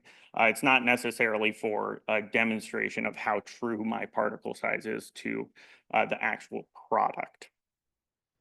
Detection limit and quantitation, again, those have to do with sensitivities of instrument. But the two things that are really the most important for demonstrating or reporting out method validation are really the precision and robustness. And so this comes to the point of 3 R's, which is repeatability, reproducibility, and robustness. So those are really the key things that we need to go into. So repeatability, right? This is really talking intra-measurement variability, right? So I have the same aliquot of a same dispersed sample, same pretty much everything. You want to be looking at how your measurement varies in time and with respect to different measurements. This tells you all different types of things about the stability of your samples, right? So this is looking at the instrument variability, the testing method, sample stability. Reproducibility, right? You're looking at more kind of like human error. So this is in between operators, in between samples, right? So different kind of analysis of your sample preparation procedures, those kind of things. And then of course there's the robustness. So this is kind of the key or the hallmark of good particle size method validation is deliberate variation in something that you would expect to have a change in the particle size, right? And so being able to demonstrate that is my particle size changing with respect to dilution? Is it changing with, respect to the concentration to my sample preparation? Demonstrating that you have gone through that thought process to identify those key factors that might impact it and demonstrating that all of your measurements are made in some certainty in a window of those values where you have consistency. So moving on, I'm just going to kind of whirlwind here through a couple of these, and all of these slides are generated based on our internal reviewer training. And so there's actually a longer version of this talk that's about an hour that is in the training materials. So you could always go back through these. But first, right, choosing and reporting measurement settings. As Jeff said, be very conscious of your viscosity and your temperature when you're reporting things like globule size. If you're using one viscosity, you have to justify why that viscosity is there because, again, you're not measuring the size, you're measuring the diffusion coefficient, and that is determined by the temperature and the viscosity because those are interrelated, right? So be very cognizant in reporting. This I kind of pointed out already, but if you have 2 samples and you have automated the process in which your sample is determining how big of a scattering volume it's actually interrogating, so basically the depth of the laser, the amount of laser power, if your system is automating those 2 things and you do 2 different measurements and say your sample preparation is slightly different, you might have the system go, well, I'm going to lower the power so that I have kind of an ideal intensity for doing my analysis. And if you are trying to rigorously compare 2 things, you want to make sure that every single setting is the same, right? So these are just things to take note of. Look inside your software if that's possible. And of course, this isn't true of all different instrumentation, but these types of values or parameters are available to you. Setting specifications. I'm not going to read through this whole thing, but you don't want to be able to fit a barn through your specifications. In general, you can think about doing things like taking the reference listed drug variation and do like a 3 sigma on that, or provide justification based on your own PDI and intermeasurement variability or interbatch variability. Oh, this is, of course, dilution. So this is key. 2 examples basically here where it's basically not demonstrated why or justified why a specific dilution was made, or you're only measuring at 1 dilution. So those are kind of just, a very typical thing that we see. Here, again, this is just kind of both of the points that Jeff made about variability based on, is it a viscosity effect or is it possibly some effect from multiple scattering? So if you're measuring an undiluted sample, what is the justification or the demonstration that your values in those conditions are totally okay? And so generally we tend to say that you kind of have to think about this as a way to minimize any possible interference, any of those kind of typical things like multi-scattering or viscosity effects. So just be careful or wary of those things if you're not accounting for them. And then these last two here, I think, or maybe there's one more. If you're using distribution analysis and you just give me D50, D10, D90, is it intensity, is it volume, or maybe number for some reason? Are you telling me what method of analysis? So a lot of these can apply different algorithms. If you're doing that, make sure you're reporting that algorithm out. And that's really important, right? If you're doing the distribution analysis and you're using a volume, the refractive index of not only your media, which comes out of the kind of principal equation of DLS, but also when you're doing that conversion from intensity to any other form of distribution, you need to know what the refractive index of the material that's being transformed. So usually that's one of the areas where we say, if you're doing this process, you have to basically give a good justification for why you're using those RI values, et cetera. A couple laser diffraction examples here. So polymeric interference and say ophthalmics. We've written a paper on this, so you can go through and look at this. But if there are ways that you can remove these interferences, so this could be something like sample prep, media choice. So maybe you're using a different ionic strength, maybe sonication, something, or possibly like a background subtraction technique. You can apply those kind of from the get-go and provide that justification. The impact of dispersion media, this is another thing where this is kind of like the repeatability thing, right? So if you see your sample is changing size with respect to time, why is it doing that? Are particles dissolving? Do we see when you change the dilution, the particle size is changing? There are a number of ways that you can remedy this, and this is kind of the reverse of an aggregation problem. You don't want to have a bimodal distribution and say, can we just ignore this part of the distribution and just give you this because that matches our microscopy, right? You have to go through and kind of rigorously show why your particle size measurements are behaving the way they are. And in the converse, which we will maybe see a little on tomorrow, kind of a similar example, there's a number of things here with this method that are maybe not quite the greatest. So things like using spherical assumptions for things that are obviously rod-like. Your particle size is increasing over time, very interesting. There's some revisions you can do to the method. Maybe you apply something like continuous sonication or higher stir rates and you see your particle size change again. So then you kind of have to go through that systematic showing each of those kind of steps as to why the measurement conditions that you chose can be justified. So this is kind of the last two things.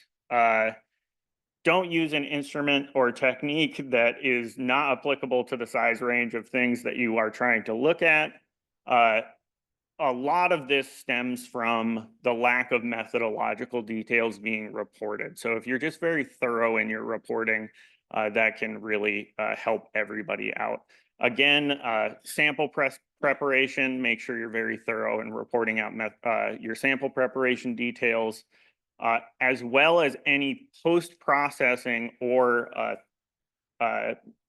data analysis acquisition type effects, so different models, et cetera.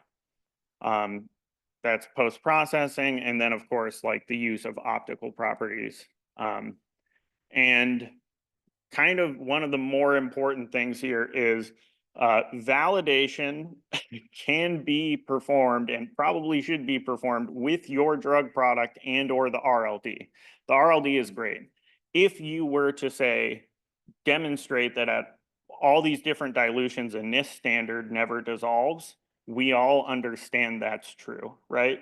But it's important to show it for your chemical system. So going through that method validation process, say with the RLD, is a key step in demonstrating that you understand and can justify your measurement conditions.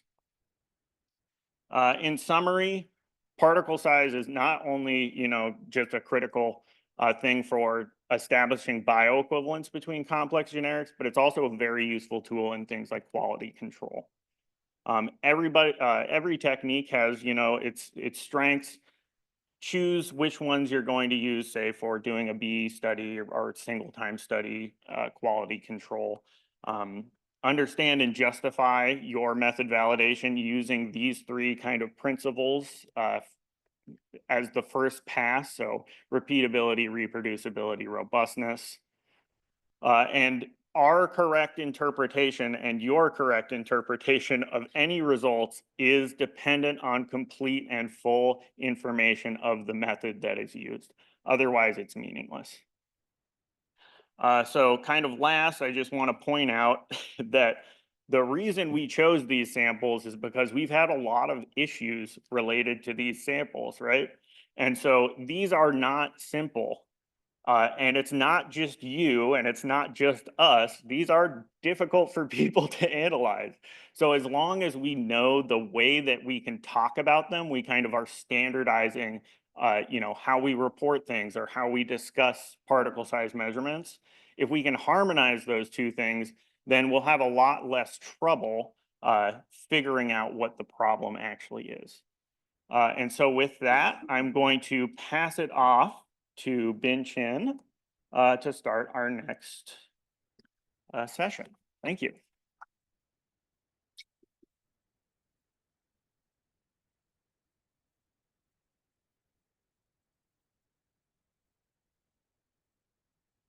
Good morning, everyone. I hope you enjoyed the morning session so far. It's my pleasure to give the introduction for the speakers for our next sessions. In session 2, we will have 7 DLS instrument vendors to present rapid-fire overviews of their latest technical developments and measurement best practice. Our speakers are Matthew McGain from Application Product Management and Marketing Specialist from Better Size Instruments, and Dr. Jeff Bodicom. Dr. Bodicom is Product Line Development Manager from Horiba. Also, we have Mr. Carl Schumann. Mr. Schumann is the Associate Director from In-Process LSP. Another speaker is Dr. Jonathan Matella. Dr. Matella is a Senior Application Scientist from Malvern Panalytical. Also, we have Dr. Prasun Roy. Dr. Roy is an Application Scientist from Microcheck. And we have Dr. Kevin Lenz. Dr. Lenz is the Director of Product Management from Untrained Labs. And also we have Dr. Colin Britons. He's a field application scientist from Waters Wired Technology. With that, I would like to welcome our first speaker for this session, Matthew.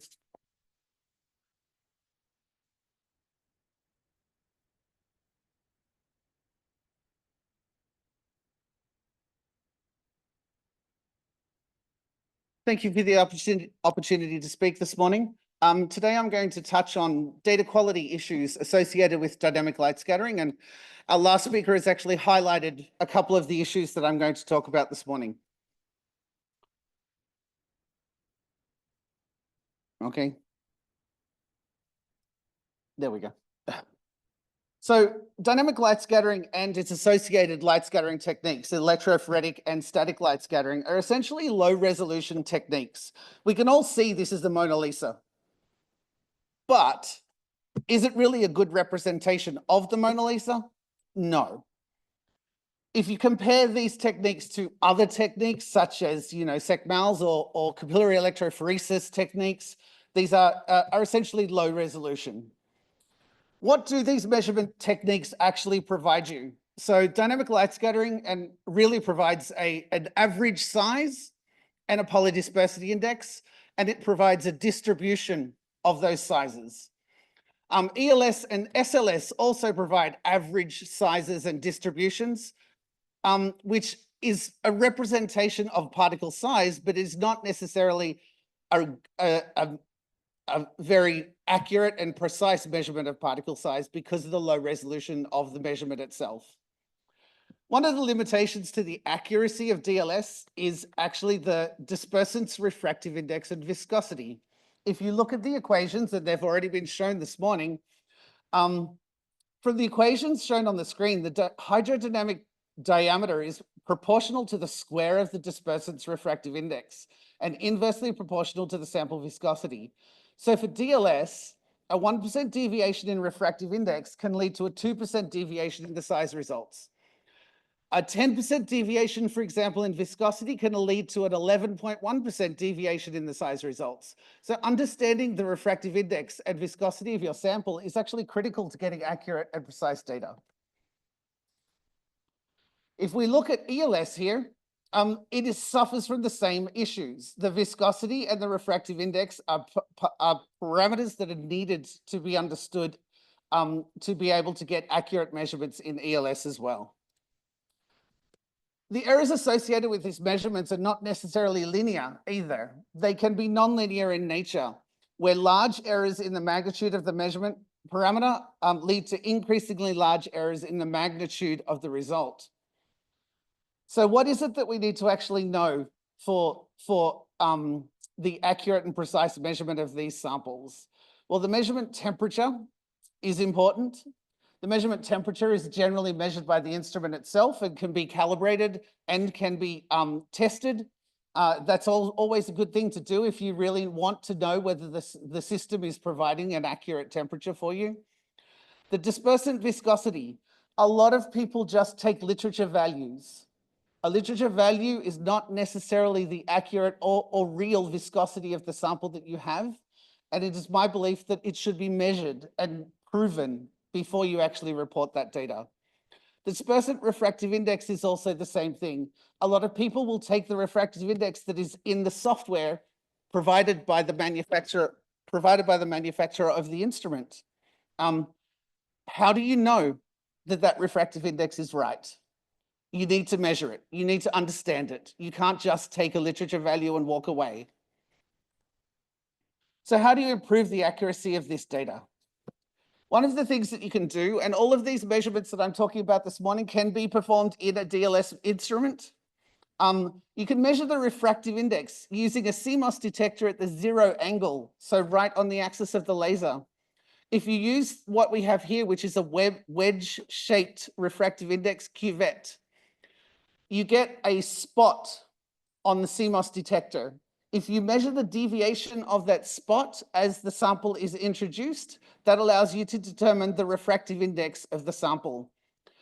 It is a hardware-based solution rather than a calculation approach, and this technique determines the refractive index of the dispersant liquid, not the particles themselves.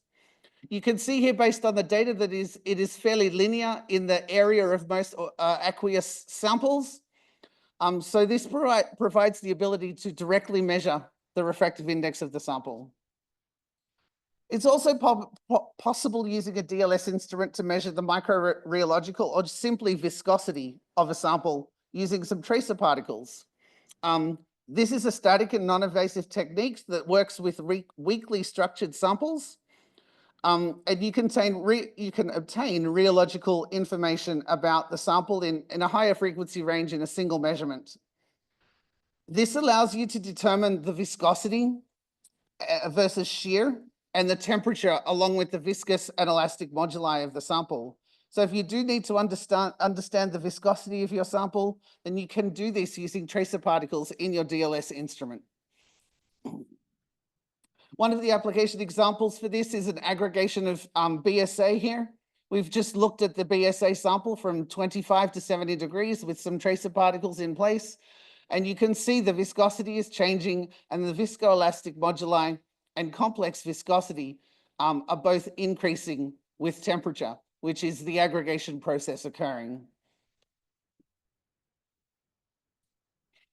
You can also improve the resolution of DLS using a flow mode technique by introducing a chromatography system to the front end of your sample.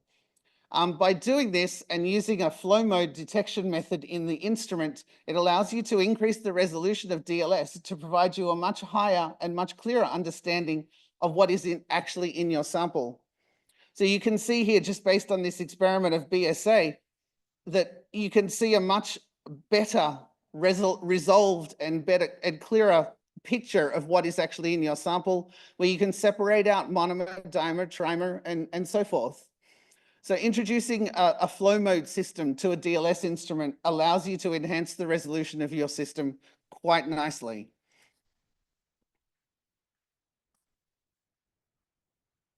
Okay. Sorry, pull my mouse out of the way. It's also possible in a DLS instrument to use the same zero-axis detector to perform a transmission measurement. As the light passes through the sample, this allows you to observe the light scattering of the sample. If you were to plot the light scattering versus the intensity, versus time, you could get what we call a sedimentation measurement. Sorry. The sedimentation measurement essentially allows you to monitor the particle size, where the sedimentation over time can be used to determine the volume percentage versus size. You can see here, this is shown with small particles versus large particles. This is a complementary technique to DLS, which allows you to better understand what is going on in your system, especially when you have samples that are too big for the DLS to work inherently. So this is a really nice measurement to complement the DLS technology. You can see here, based on the information that I've covered this, that this provides, this is a sedimentation method, that provides information relating to the particle size. And you can see here how it can complement the DLS experiment. What you can do here is you can perform a sedimentation experiment at the beginning of your sample while it is sedimenting. Then once the sample has sedimented, you can perform an additional DLS measurement to see what remains behind. So this is expanding the possibilities and information that this instrument can provide to you. And I'm back to the beginning. So thank you very much. Thank you, Matthew. Our next speaker is Jeff Bodicum from Horiba.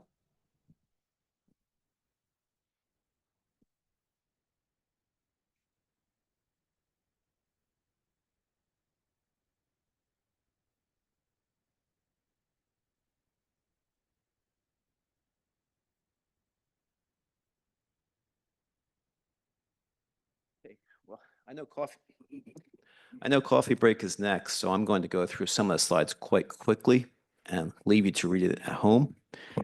And really, I want to very quickly comment on what is Horiba and leave you to read the rest of the details and then talk about DLS and some of the side features and probably a little expansion on some of what Jeff said. If it advances. Yep. So Horiba is a large Japanese company. We are involved in everything from space to terrestrial measurements. We keep score. Sometimes, especially me, I don't know whether you're playing tennis or golf, but I can tell you what's going on. We are everywhere. A little closer to home, we have a large spectroscopy group, including fluorescence, and William mentioned Raman for picking out particle composition. We have a large Raman group just up in New Jersey. And then we have a wide range of particle characterization instruments, including laser diffraction and dynamic light scattering. You can read the rest at home.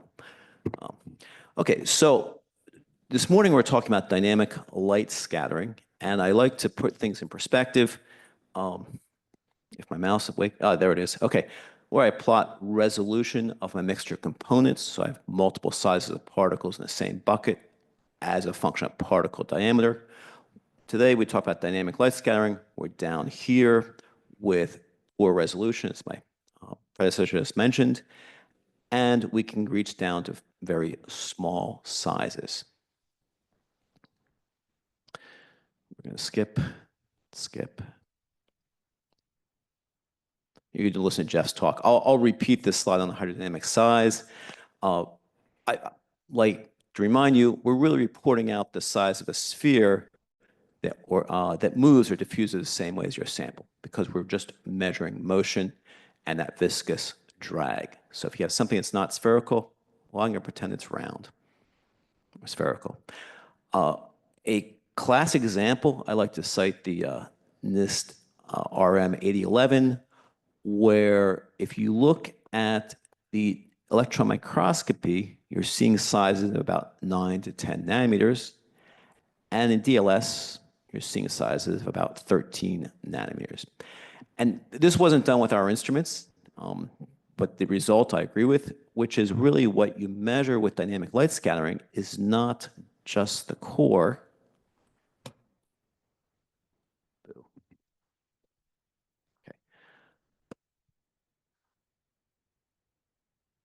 Not just the core, but that citrate shell around the particle.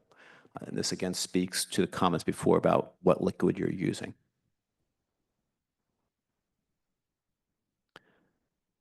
Skip.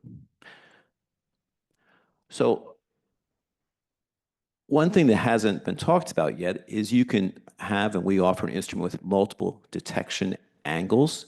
We really offer 3 angles: classical 90-degree right angle scattering, back scatter at 173, and then we'll have forward scattering for electrophoretic light scattering. Very quickly, if you do the 90-degree scattering, one of the things you get to escape are some of the reflection effects that Jeff mentioned earlier, and that helps a lot for making measurements. It's very good for routine analysis. Plotted measured size as a function of concentration, you can see it jumps around a little bit, particularly at low particle concentrations, and then everybody settles down as the particle concentration gets higher, and I'm overwhelming any surface scattering effects. If I look, and this is 90 degrees versus 173, if I go to, again, the 2 angles, and I have a higher concentration of some larger particles with significant optical effects, this short path length lets me escape this multiple scattering effects. Now, the 3rd angle is, of course, the forward scattering for zeta potential. This really suppresses diffusion broadening, and so it's really a good tool for zeta potential analysis. It's a little bit less fun for dynamic, it's a lot less fun for dynamic light scattering. That forward angle tends to emphasize the large particles. We have so much scattering off large particles, we don't really need to use it. So, quick comment on the concentration. We talked about multiple scattering earlier. If I take Ludox TM50 at 50% and I make a measurement, my raw data, my autocorrelation function, and my size distribution all look very civilized. It decays quite the way I expect. I have a nice distribution. I have a nice 18 nanometer diameter, which is completely wrong. And what has happened is that I've gone up to very high particle concentration. I have optical effects as well as effects on particle motion. And there's a game you can play to decide whether your high concentration is driving particle motion effects, which is you can change the effective size of particles and keep the optics the same. And that's what we did here with Ludox. And it's a charged particle. If I dilute in DI water, then the charge effects are quite strong. And if I plot diameter as a function of particle size. I can see it just steadily goes down. I'm sorry, measured diameter as a function of particle concentration. As my concentration increases, my measured size drops. But if I switch off those long-range interactions and effectively suppress that large size effect on particle motion, then my data behaves quite nicely, and I have a measured diameter as a function of concentration that is quite stable. Going back to your earlier comment about diluting in decades, notice these are all log scales in concentration. So thank you for saying that. So thing to keep in mind is when you're having trouble with concentrates, don't just go to short path lengths. It may take care of your optical effects, but leave your physical effects in place. And we can show this by turning physical effects on and off. I want to comment on zeta potential, which is included in our instrument, as well as several other commercial implementations of dynamic light scattering. And that's really looking at the charge on a particle at the shear plane.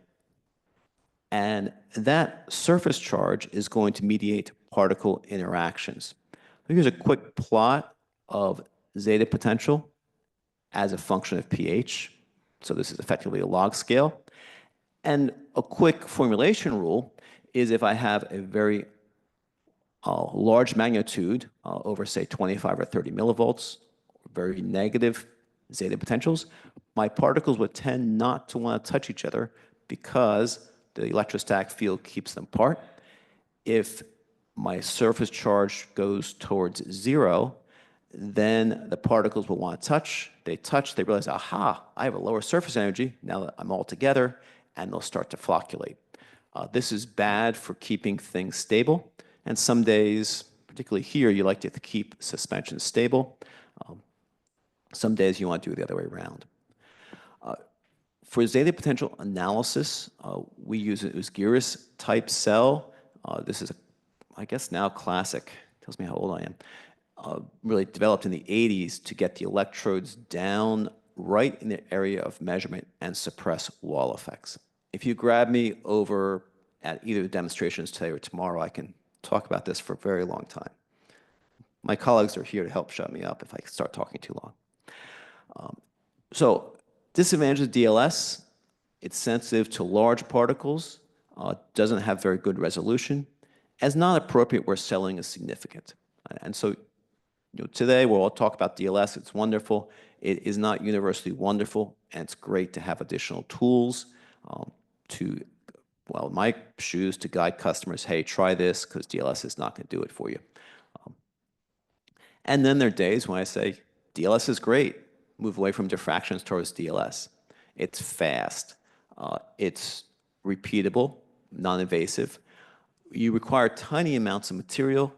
You can get, and kind of unique to dynamic light scattering, you can reach down to very small sizes. And you saw some of the data earlier where you're looking at macromolecules, the C60s or polymers, and we can reach, similarly, the smallest particle sizes. Our instrument, you'll see over there, it performs a size, zeta potential, and molecular weight measurements, kind of beyond the scope of today. I think I'll stop here on time, and yep, thank you very much.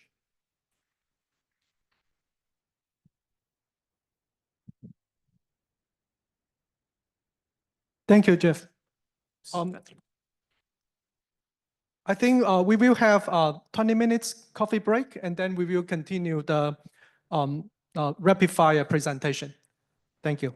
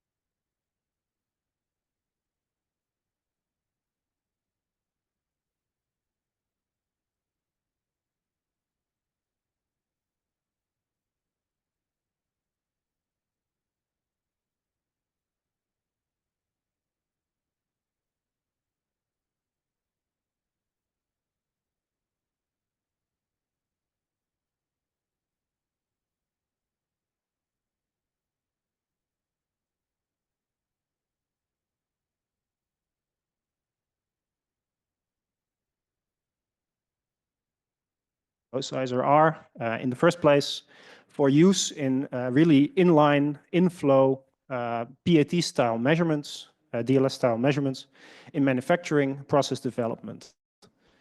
So one of our really breakthrough areas where we did a lot of initial work is in liposome and LNP manufacturing, where actually you can integrate one of our systems downstream of your liposome generation platform and both measure size immediately after generation, but also use the system actually in a sort of a feedback loop style to start influencing certain parameters on making your particles, so changing the size actively during production. This is really trying to keep in line with the quality by design kind of criteria. The second important aspect is we're developing spatially resolved dynamic light scattering as a direct in product DLS, and that's then for more QC, QA type developments, and also in things like developments for bioequivalent studies. A bit about the technology. So since it's slightly different, I think this is warranted. As Jeff explained this morning, dynamic light scattering functions by taking laser light, shining that on fluctuating particles, and then analyzing the light scattered from those particles at a certain angle. You get an intensity over time trace from that, and that's basically one single volume in which you do those measurements, one optical volume. Our system is based on interferometry, can do the same, but it can do that over 1,000 different depths. So basically, we add an extra dimension of analysis to your regular DLS experiment. It allows you to see the exact depth the signal you're analyzing is coming from. That has a few really big advantages. One advantage is very rapid acquisition, so we can go down to several seconds per data point. We use an NIR light source, a broadband light source, and that can really stretch the amount of data you can get from really turbid samples. So multiple scattering is much less of an issue in higher wavelengths than it is for visible light. One big one that allows inline applications is being able to measure in laminar flow. So we have flow cells available for those kinds of measurements. And then since it's a fully backscattering system, so it's instead of 173, which you would find in regular DLS, it's 180-degree backscattering. It's actually possible to measure in any type of glass, independent of curvature. So it's a container agnostic measurement. And I think that last aspect for quality control can be quite interesting. Next to this analysis technique, we have an orthogonal technique that is in the same hardware, which is using cross-sectional imaging. In this sense, we are not only measuring the depth of the sample, we're also moving the beam from left to right, and then through basically also generating 1,000 different images over the width, we can create images. So there are NTA-like images that can give you a really clear, crisp idea of aggregates, for instance, being present. So this is really an orthogonal technique within the same system. Nice things about it is that whereas DLS is ensemble technique, uses large amounts of particles, this can measure single particles outside of the DLS limit. So the typical size range, depending on refractive index, is from 300 nanometers all the way up to 30 microns. And it's really useful to find atypical unwanted contaminants. And my central thesis here is basically that combining these two elements can really benefit drug development and QC. An important aspect there is that we can do these kinds of measurements in any kind of closed container. So as I told you, system is modular, can be adapted. There is a direct measurement in any type of transparent vessel. Color of the vessel is also not really an issue since it's NIR light, but it has to be transparent. Vessel-specific modules can be ordered, so we can make those. The picture here is of a module made for a Falcon tube. You can co-measure DLS with other PAT. So here we combine, for instance, this picture, we combine an NIR probe for determination of ethanol, for instance, ethanol concentrations. And it importantly it helps maintain sample sterility, so you don't have to break the sterile barrier, and in the best case, you don't even have to throw away your sample after you measure it. Typically, we aim for having no sample preparation or sample waste required. That is not always completely fully possible, but in many cases, is actually it can be done. Example, this is an example from the measurements we did for this workshop, is on vitamin K air and light sensitive mice cells. So these mice cells are made, compounded, and then placed into these amber ampules. And actually, just by placing the ampule in a correct way, so that the sticker doesn't hit the laser light, you can analyze your sample straight through the vial. So even if it's an amber glass, you can still do this. An undiluted sample measurement through this glass then reveals that there is roughly 10 to 30 nanometer mice cells, which is what you would expect, and then a 300 to 400 nanometer fraction, which actually does not show up in this particular setup in the diluted state. So kind of emphasizing the use of being able to do this in an undiluted regime. Similarly, with the scanning function, we can actually see micron particles being present. So these are present in the final product, and they are relevant for trying to understand what your product is and how it functions. If you then look at literature, there is conveniently a very nice poster made by the FDA team. It kind of shows that this vitamin K emulsion is inherently thermodynamically unstable. So over time, the nano state kind of shifts to micro emulsions, which end up in the end destabilizing your formulation. So what we can do with our instrument is basically give you already information on that prior to even opening the bottle. And that brings me to the conclusions for this section. So I hope I'm able to show you that the nanoflow sizer is a really versatile particle characterization system. Can be used as a static lab instrument or as a PAT style instrument. And it can really, I think, run the gauntlet throughout pharmaceutical development in trying to help you understand particle size distributions. We basically allow for the opportunity to make DLS a part of your PAT, enabling kind of quality of design concepts. And these non-invasive measurements that can be done in pharmaceutical packaging can hopefully improve lab flow, reduce sample workup times, take away sterility risks, avoid wasting material. And then the scanning function, the orthogonal scanning function, which does not require any extra hardware, can really drive new product insights. So really hone in on the particles that you would typically not be able to see with DLS and try to include those in your development insights.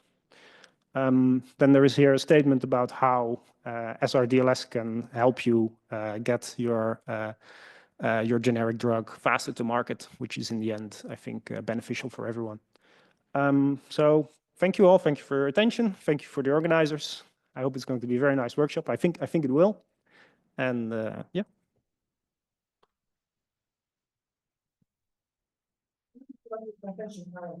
Our next speaker is Jonathan from Malvern Analytical.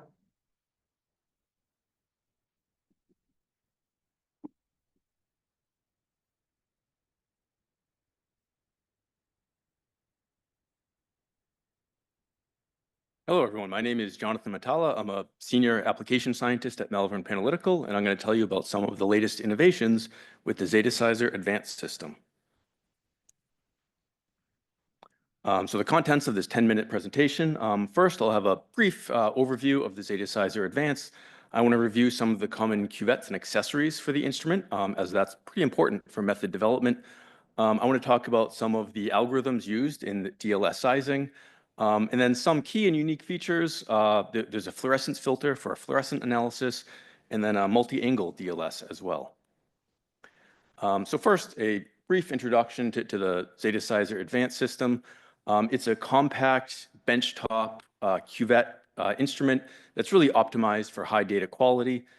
Depending on the version that you get, all of them come with dynamic light scattering for measuring size and PDI, electrophoretic light scattering for measuring zeta potential. Some of them also are capable of performing multiple angle DLS or MADLs for higher resolution size, and then static light scattering measurements as well. And it's a very widely adopted platform with thousands and thousands of publications. So first, I want to talk about the cuvettes. This is an important step in developing a method depending on the measurement type. So you really want to pick the right cuvette based on your sample type, the sample volume, and the measurement that you want to perform. So we have about half a dozen different cuvettes. Here's 5 of them. And you can see we have volumes that range from 1 milliliter on the large end all the way down to 3 microliters. And each of these cuvettes have different capabilities as a function of their material, but also what angles they can perform DLS measurements and if they can do the multi-angle DLS as well. And a really important accessory is called the sample assistant. And this is a robotic arm automation. Technically, it's called a cobot because it works with you to take the measurements.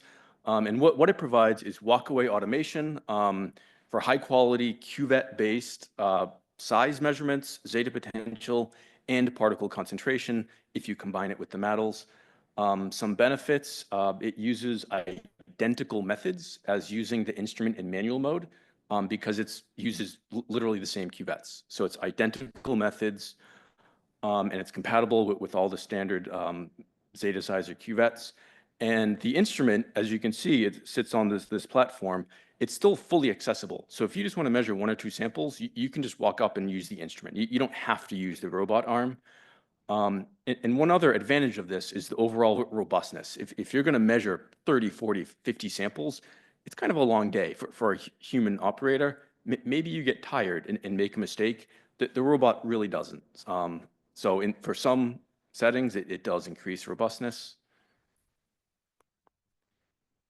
Getting into the DLS algorithms. So the Zetasizer really uses the standard DLS algorithms for analyzing the correlogram. So of course, that includes the cumulance analysis, which is a single fit to the correlation function. And that always gives you the 2 values, the Z average, which is an average size that's intensity weighted. It also provides the polydispersity index, PDI or PI. And I do want to point out that this PDI term, even though it's a unitless number from 0 to 1 that describes the polydispersity of the sample, it's a very robust term because it's calculated independently of the dispersant refractive index and the viscosity. So that means if you don't know those terms about your sample, if maybe it's an in-process sample and you haven't fully characterized the buffer, it's calculated independent. So it's pretty robust, even though it is kind of a simple descriptor of polydispersity. And then, of course, we have the particle sizing distribution algorithms.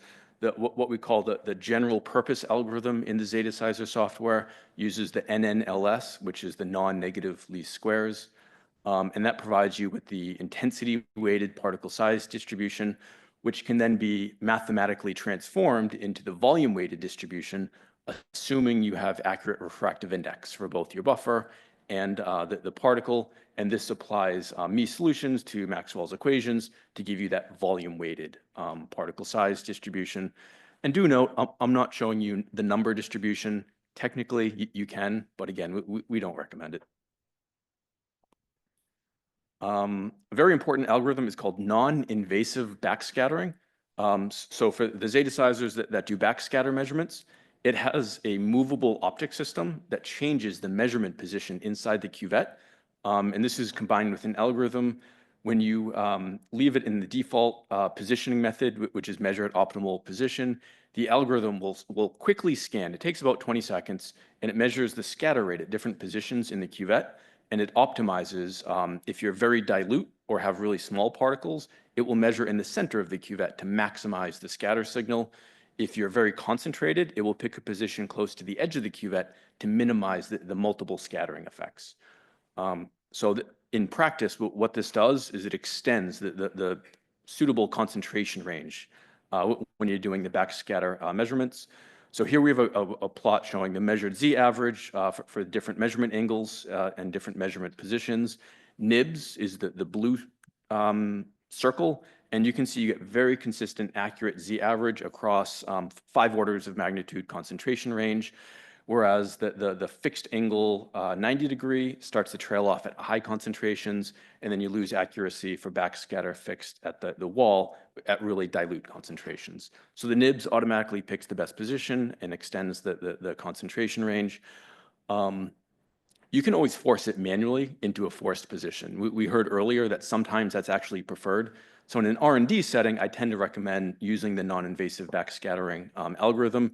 If you're maybe in a GMP or manufacturing lab, you can actually specify the measurement position in your method, and that might be better. The next algorithm is called adaptive correlation, and this is an algorithm that runs at the level of the measured subrun. So the way adaptive correlation works, and this is a new algorithm for the Zetasizer Advanced series, is it actually takes very short measurements, about 1.6 seconds for each DLS subrun, and then it does a quick analysis to measure the PDI, and then it does a statistical analysis on each of the subruns and looks at statistical outliers. And it will label each subrun as either the steady state result, which is a good repeatable measurement on your main particles of interest, or it will label it as transient, which could be a piece of dust or maybe a rare aggregate hitting the laser beam, kind of temporarily spiking the count rate. So compared to the older, what we called the dust filtering algorithm in the Nano series, you get much more, for most samples, much more reproducible results and a faster measurement. For comparison, the Zetasizer Nano series, which ended in 2018, it uses the dust filtering algorithm, which was kind of not crude, but very basic. Imagine it measured 100 subruns. It would keep 50% that had the lowest count rate, and then delete the 50% with the highest count rate, because we would assume that maybe dust was hitting the laser beam. One difference with adaptive correlation is you can always turn it off, and it saves all the subruns. So if you're in a lab and you're measuring a drug product and you want to say, I actually want to see the dust and the contaminants, you just 2 clicks in the software and you report what we call the unclassified results. And it always saves all the subruns. It never deletes it. So all that information is always available. It's just up to you how you display the results.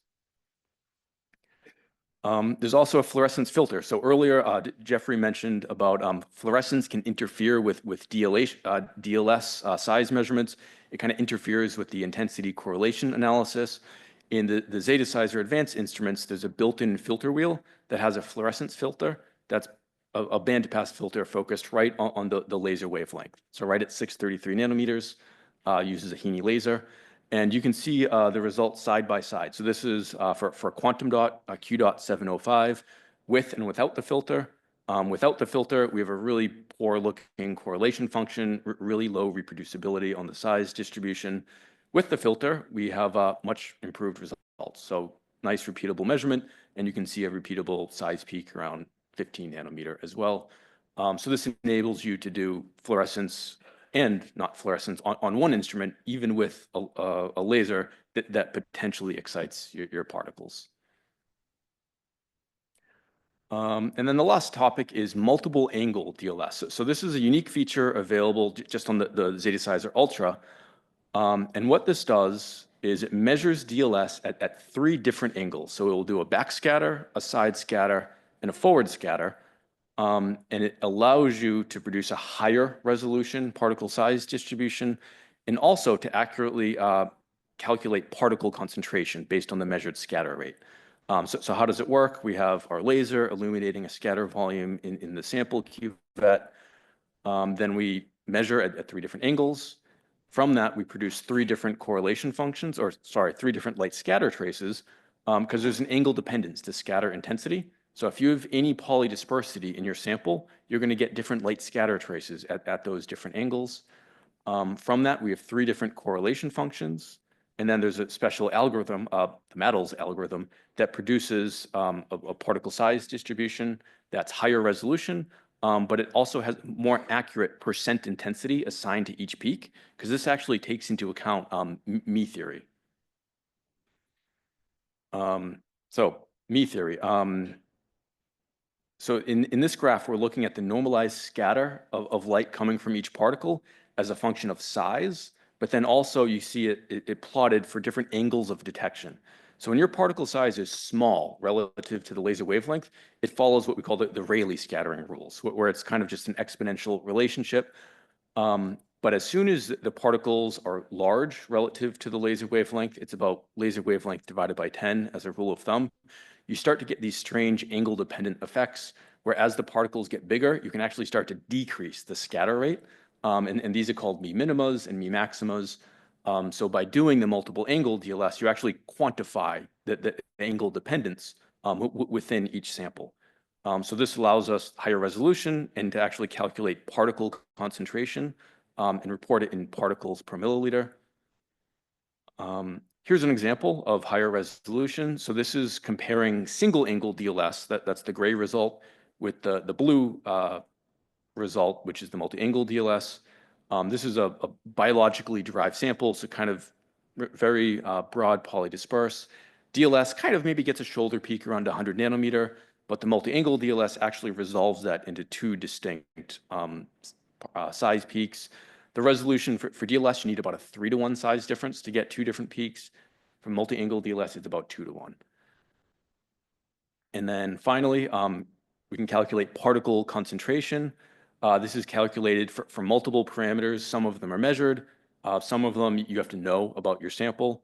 So the measured parameters would be the size peak from the Mattels size distribution, the material count rate. So you have to measure the buffer by itself, and then it's a simple count rate subtraction.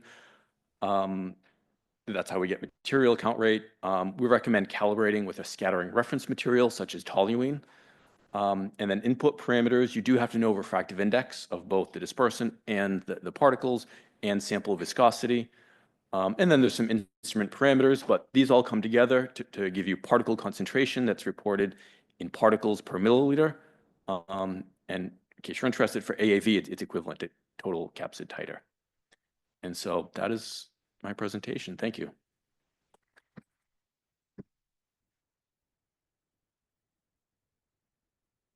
Thank you, Jonathan. Our next speaker is Person Ray from Microcheck.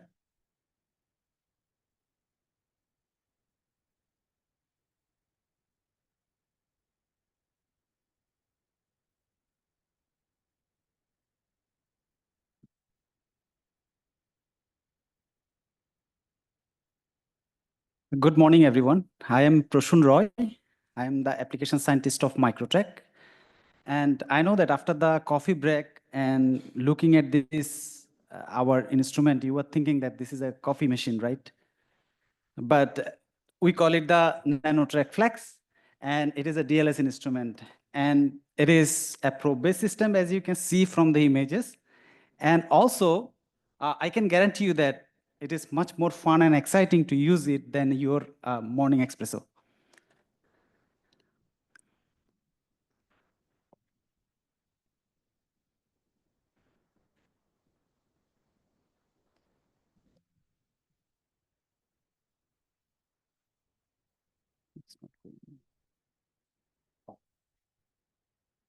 So today we will discuss about the construction of the NanoTrack Flex, how it is actually built, and unique features of NanoTrack Flex, what we have, and benefits of, so as you have seen that it is a probe-based system, so I will talk about what is the benefit of using the probe-based DLS. And our DLS system is actually heterodyne, whereas most of the DLS in the market are homodyne. So I will discuss about what is heterodyne DLS and advantages of this heterodyne DLS. And I will also talk about the data analysis, what we do by using the frequency power spectrum and benefit of that frequency power spectrum. So this is the, on the left side, as you can see, this is the overall construction of DLS machines of our nanotrack flex. The number one, it is a laser source, which is passing through the fiber optics, and it is going through a probe-based probe. Number three, it is the probe, and it is dipping into the samples in the 4, and the samples actually going through the detector, as you can see on the red, that is the detector, which is detecting the signals. And how the probe is actually,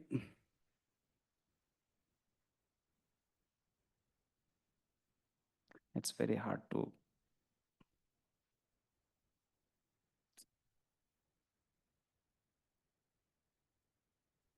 So how the construction of the probe is actually look like, as you can see, the probe is inside of a samples, and the probe contains a green lens and a sapphire window. Because of the having the sapphire window, since it is the second hardest things after the diamond, so we can use this. You can use the sapphire window from any acid to basic solutions, any solvent, anywhere. And as you can see here, there is a laser light is going to the samples. From the samples at 180-degree backscattering, we are collecting the data. One is the yellow one, and another is the red straight line. That is, we call it the reference beam. That is the heterodyne systems, and they mix together. And from the constructive and destructive frequency, we measure the particle size in the detector. After going to the detector, then we analyze it, and then we measure the particle size.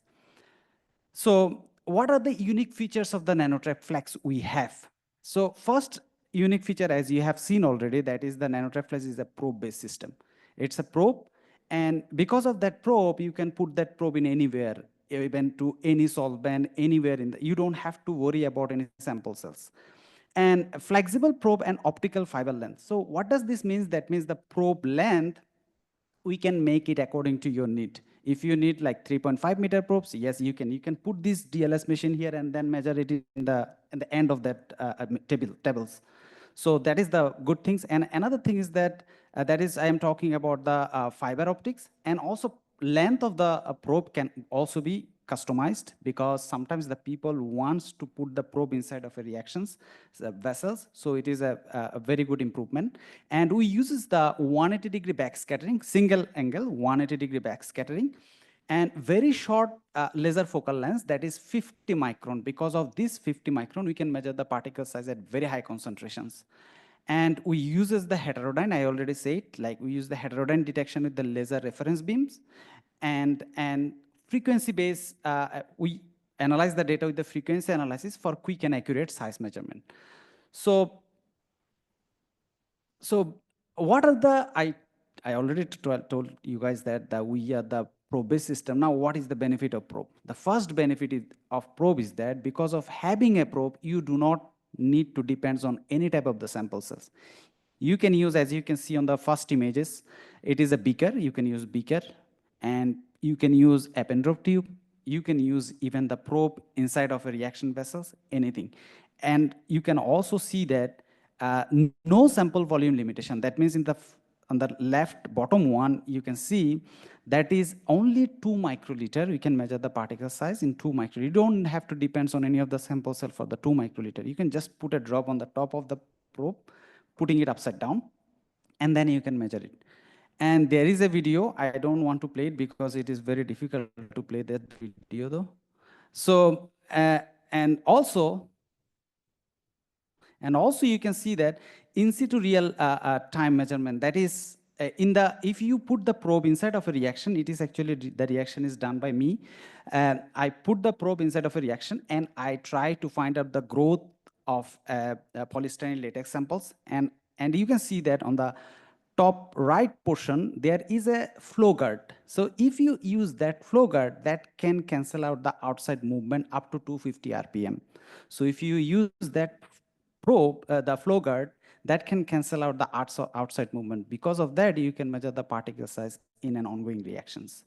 And so another benefit of the probe is that harsh environment compatibility. So long probe allow the measurement in challenges conditions. You can put in a reaction vessel where the grinding maybe is going on, you can put that probe there as well, and can withstand up to temperature from 0 degrees Celsius to up to 90 degrees Celsius. And so Now we will talk about what is the homodyne and heterodyne system. As you can see on the left side of this one, it is the homodyne self-beating system. Whereas what about the scattering intensity? It is coming from the samples intensity I scattering. We in the homodyne system, everyone actually multiply to the power 2, as you can see. But in our heterodyne system, so PCS or photocorrelation spectroscopy, that is the very common use.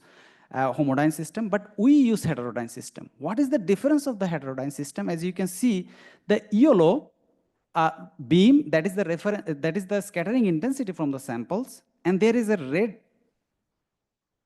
the red one, which is like combining with the yellow one. That red one is the reference beam, which is same for the all samples. So as you can see, that both two actually combine together. Instead of multiplying the only scattering intensity from the samples, here we are using a reference beam. So this is the difference between the homodyne and heterodyne. So why we are using heterodyne, you can ask. So because it enhances the signal to noise ratio and reduce the impact of multiple scattering events like dust. If there is any dust, you don't have to worry about dust that much. And that distorts the autocorrelation functions, and better performance with concentrated and turbid samples. As I already told you that we can measure the particles at very high concentration. So heterodyne actually give us that benefit, which can handle multiple scattering much better. And also compatibility with the flow and in situ measurement. I told you that we can measure the particle size in an ongoing reactions. So that can be done. Yes, definitely the flow gut is a very important role. Also, the heterodyne system plays a very important role in this case as well. Reference beating generates actually 10 to the power 2 to 10 to the power 6 higher optical signal to photodetector. Because of that, it enhances the signal to noise ratios. And now how we actually measure the particle size. So whereas the autocorrelation functions normal, the PCS techniques too, we are a little bit different. We use the frequency-based power spectrum. What is the frequency-based power spectrum? First, we have the photodetector output, normal signals, frequency of the samples. And then from there, we process the data to the linear frequency power spectrum. And from there, we actually convert the data and then to the logarithmic frequency power spectrum. So we know that if the frequency of anything is very high, that means the particle size will be smaller. So that's what you can see. The 50 nanometer particle is the yellow one, and it's almost the blue one is the 300 nanometer particles.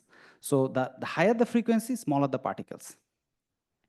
And you have, when we actually collect the data, we see power spectrum measurements, which is on the left side, if you have the bimodal distribution of the particles.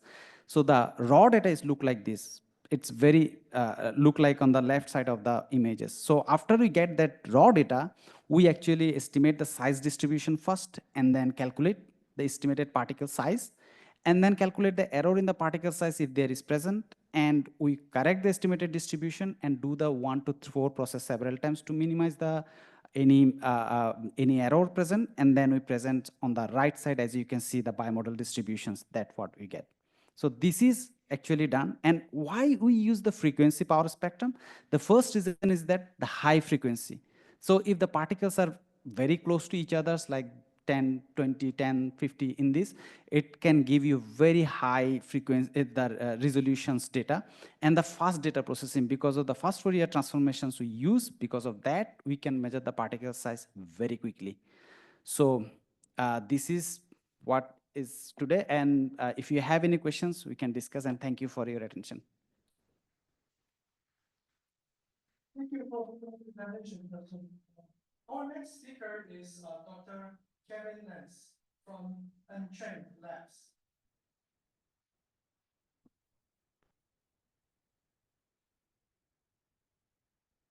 All right. Hello, everybody. Today I'm going to focus in on a specific DLS topic, specifically angle. So I'll be discussing sizing by rotating angles and how that provides a more complete perspective on DLS. I think probably when we started this morning, we probably thought a lot of topics in DLS were black and white. So since then, it's become a little bit more gray the more we dive into the details. So I'm going to take us through one more shade of gray. So if we're thinking about particles, the black and white in size relative to laser angle there can be small particles and large particles. So here I'm looking at two things I typically work with. Antibodies, small particles, 10 nanometers, significantly smaller than about 1/10 of the laser wavelength of light. For me, that's 660 nanometers. So for me, small is anything smaller than 66 nanometers. Large is anything larger than 66 nanometers. So large, here we're showing a micelle, but I'm going to show some example data where we're actually going to focus on LNP particles at that large size. And let's take a look at what the impact of angle can be on those different groups of particles. Well, for small particles, things are relatively simple. You have isotropic scattering. Angle doesn't matter too much. If it's monodisperse, you have constant scattering. That's because when you have a small particle that's hit with a light beam, you're going to get scattering equally to all the angles. So if we measure across all these different scattering angles for light, we're going to get a pretty consistent z-average size if our sample is monodisperse. For larger particles, the story is actually interesting the same as long as it's monodisperse. You still have the same size across all your different scattering angles. But as we start to explore the difference between smaller and larger particles, it can be helpful to take a quick look at what that isotropic scattering means and how that changes when we get to larger particles. So here I'm looking at a polar plot. The laser's coming in from the left as the red line. I've helpfully put a little antibody particle there in the middle where it would be in this plot. There's one detector where I've put the blue line here at 143 degrees, just as an example of what one detector angle at a backscatter could be. And then intensity is going to be how far away from that center is my colored green line. So for a isotropic scattering particle, no matter what angle I'm at, intensity is the same as I go around the circle. So that's my 10 nanometer diameter particle. If I increase to 80 nanometers, which this is the same size as my large particle that I was talking about, all of a sudden we see a bias. Angle starts to matter. So my forward scattering angles get the full blast of intensity, but the back scattering angles, you start to get a little bit less intensity. If we go up to 200 nanometer particles, that impact is even more significant. So forward scattering angles get a lot more intensity, back scattering angles get even less intensity. So what does this practically mean for samples? Well, if we have a polydispersed sample or a sample where there's aggregation present in addition to your monomers, all of a sudden scattering angle matters. Larger particles scatter differently at different angles. So if we run a LNP sample that's now not as high quality, if we're evaluating that z-average size at different scattering angle, you could see at the scattering angles towards the back that are not getting much light from those aggregates, those z-average sizes are lower and more consistent. And towards forward scattering angles, which is to the right in the diagram, to the left in the figure, we indeed see larger z-average sizes because those angles are more sensitive to those aggregates. They do get more of that light intensity.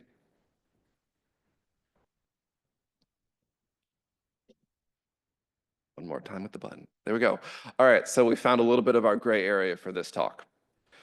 So I'm going to solve some of this problem and show some of these experiments focusing on an RDLS instrument called Stunner. It's actually a combination of a quantification platform where we're doing UV vis to quantify particles by absorbance, and we're doing sizing and polydispersity analysis by DLS. How Stunner works is you add 2 microliters of sample into the Stunner plate. Stunner plate's a simple 96-well setup, but instead of little, wells, we have microfluidic circuits. You add 2 microliters into the sample well, it gets wicked in. Stunner will then pump the sample into those oval microcuvettes, where right here and here. That's where Stunner is going to be doing a highly accurate and precise UV vis read, and it's going to be doing fit-for-purpose DLS. I always call this fit-for-purpose DLS because, like we just saw, depending on your particle size, angle can matter quite a bit, and Stunner has the ability to read one angle if you want to go fast, or read lots of angles if you want to be thorough.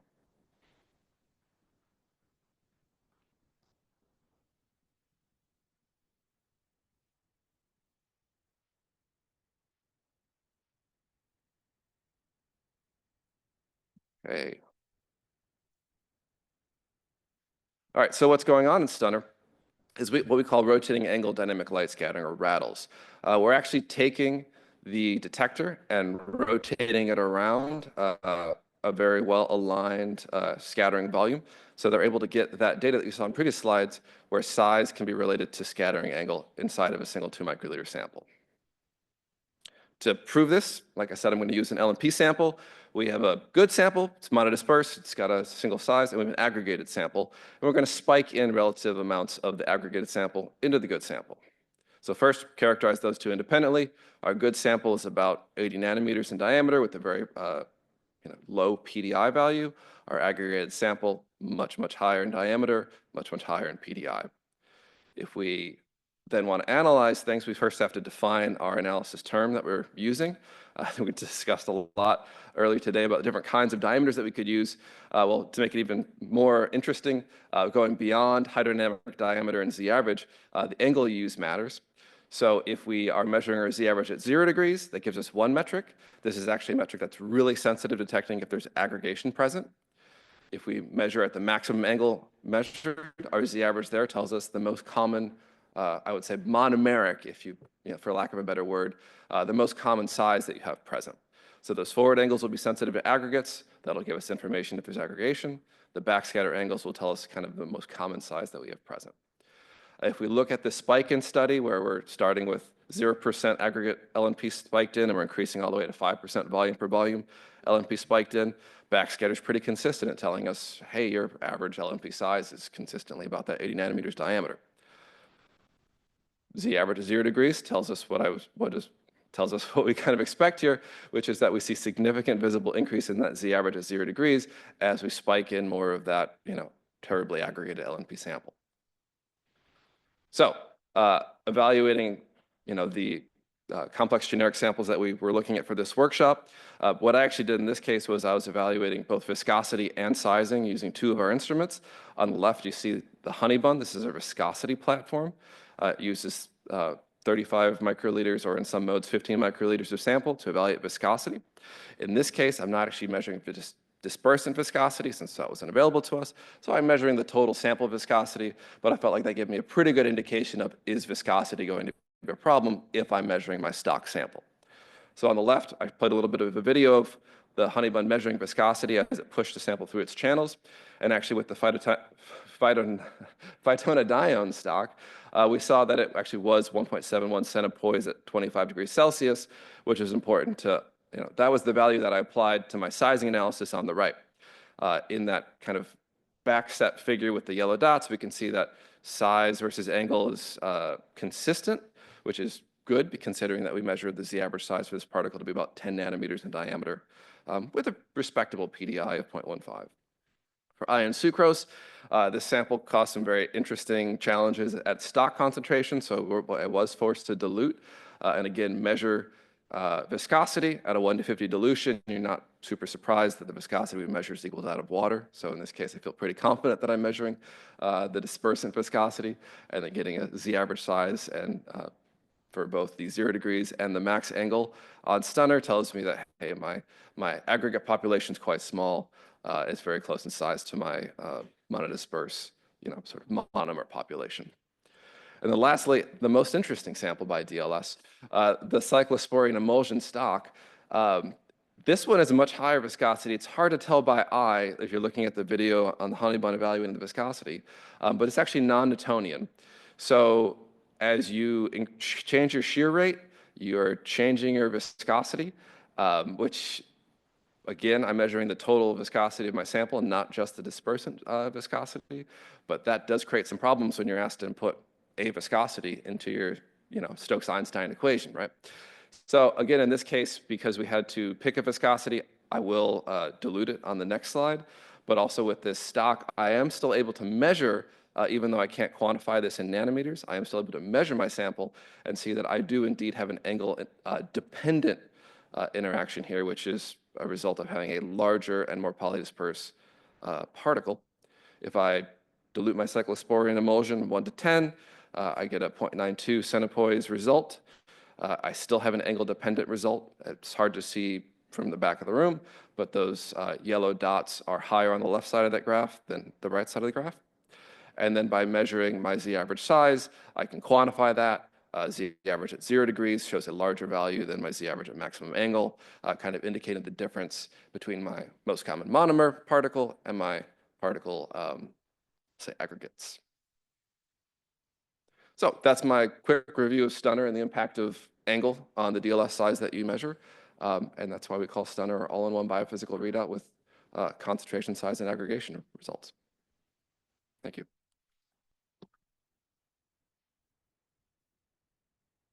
Thank you, Kevin. Our next speaker is Dr. Colin Britton from Waters Wired Technology.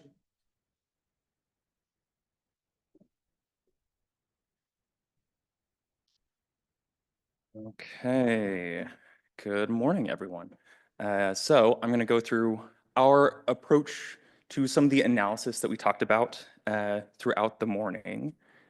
A quick background for those not familiar. Wyatt has done all things light scattering for many years now, but just a quick emphasis here. We do MALS, DLS, up through field flow fractionation, as was mentioned earlier this morning as well. But we've been part of Waters since May of 2023. So just to give some context to our overall background and portfolio there as well. But of course, today we're really just focused on the DLS portion of this. So when we were approached for this workshop, we thought about our entire option, our portfolio for DLS, and which instruments could catalog into how we would think about the overall method development for these materials. So in this case, we're really just focused on size, so zeta potential wasn't a key factor in our considerations. So a lot of it comes down to many of the things we've talked about throughout the morning. Sample preparation, throughput, to some extent angle and wavelength as well. So the one that we're going to focus on for today is our plate reader instrument. So this is industry standard well plates. So we can do 96, 384, or 1536 well plates. So this is a way to do a lot of very high throughput screening for DLS. You can plate across many different formulations, different concentrations, run those in parallel to screen through many of these formulation considerations as we're talking through viscosity effects, concentration effects. So one of the places, there we go. One of the places where this also gives us some benefit is we have, as part of a plate with an optical bottom, we can include a camera to take pictures of the wells to understand if there are effects that are changing, whether that's precipitation, sedimentation, just contamination, dust or fingerprints on the wells. So we have some indication to understand whether the data is actually a measure of what's in solution or just some skew because of the preparation that we would have missed otherwise. One of the other things that we've also touched on a bit already is the impact of wavelength. To some extent on the actual diameter that we measure, but also can be impacted by the interaction with the sample itself. So especially in many biological materials, you may see the impact of absorbance or fluorescence. We've seen a few examples of that already, so I'll breeze through some of this introduction and background. But one of the case studies we are considering with this, if we're looking at the iron sucrose as a stand-in sample, we know very heavily colored, dark red material at lower wavelengths, you're definitely going to be seeing absorbance. So this is just replicated from a literature source showing that at low wavelengths, definitely there's some absorbance. In that space of 600 to 700 nanometers, we can say probably there's not a lot of absorbance, but maybe not none. So to that point earlier in this morning, we talked a little bit about impacts to sensitivity. That absorbance is removing some of that light scattered. It's removing that signal to get more out of our measurement at the same concentration. So one of our thoughts for looking at the plate reader is that moving to a higher wavelength, an 830 nanometer laser, removes us fully from that question mark where we may be wondering, is this absorbance really impacting our measurement or not? Of course, one of the other things that's really been hit very well this morning is the impacts of concentration. So determining the right concentration for our measurement. And there's a lot of things that go into that. We've already hit on several of them. If you're too high of a concentration, we worry about multiple scattering, interactions between the particles, changes to the viscosity from excipients or other components in our formulation. On the other hand, if you go to too low of a concentration, you can start to run into problems with sample prep. The actual act of making that dilution becomes difficult to replicate, and you may start to see potential instability if you dilute below a level that the formulation or the product itself is actually stable. So our best practice that we've always approached this is to check those dilutions, run that dilution series. We've seen a couple of those already this morning, but using, again, iron sucrose as kind of a little case study here, running with multiple replicates, taking that dilution, plating it multiple times to be sure you're consistent in the measurement, but also repeating that dilution, being sure that you can replicate the entire method and not just the measurement is critical to be sure you can trust that data. So that's the picture of the wells, the camera insert that we have there. I would make a note, that little yellow dot that is, if I don't try to poke through, that's not an actual color change of the camera itself. We just had to draw on that circle because the 1 to 10 dilution is so dark you can't see it in the camera. So there are some reasons why you may really want to be careful with some of these dilutions and understand if that's really a valid approach or not. And another thought there, so we talked again about sealing containers, sealing the vial, the cuvette, the wells, to be sure evaporation isn't skewing our measurement over the course of time as well. So if we zoom into some data from that study, we can look at here, the orange and the blue dots here are data measured for hydrodynamic radius for the same preparation on 2 different days, 24 hours apart. So we can see there's a pretty good amount of spread just sitting in solution. That particle is starting to aggregate. It's starting to change because we've diluted below the level that this sample is stable. If we go to a little bit higher concentration, we can see now the green dots here are a second preparation, a second approach of that dilution. So we're getting here much more consistent measurement with time, but we're also getting consistent measurement across preparations as well. So we can be more confident in our interpretation of the data from that point. And then if we just zoom a little bit more in on a shorter scale, again, looking at multiple dilution levels, multiple preparations, we can get consistent results. We can know we can trust the interpretation of these data. There it goes. Another one that can be very important, and again, we've talked about it a little bit already this morning, is choosing the right model, the right approach to analyze the data, the right algorithm. So cumulance is sort of the simplest case. It's making the fewest assumptions, but it's giving us the lowest resolution to approach that data. We just get that one single data point, that size and polydispersity. But the trade-off is you have less variance, less interpretation that you're enforcing based on assumptions. So the ISO guidance has been mentioned a couple of times. I think that actually officially published earlier this month, maybe. If not, it's very, very close. It gives all of us guidance for how we can approach this analysis.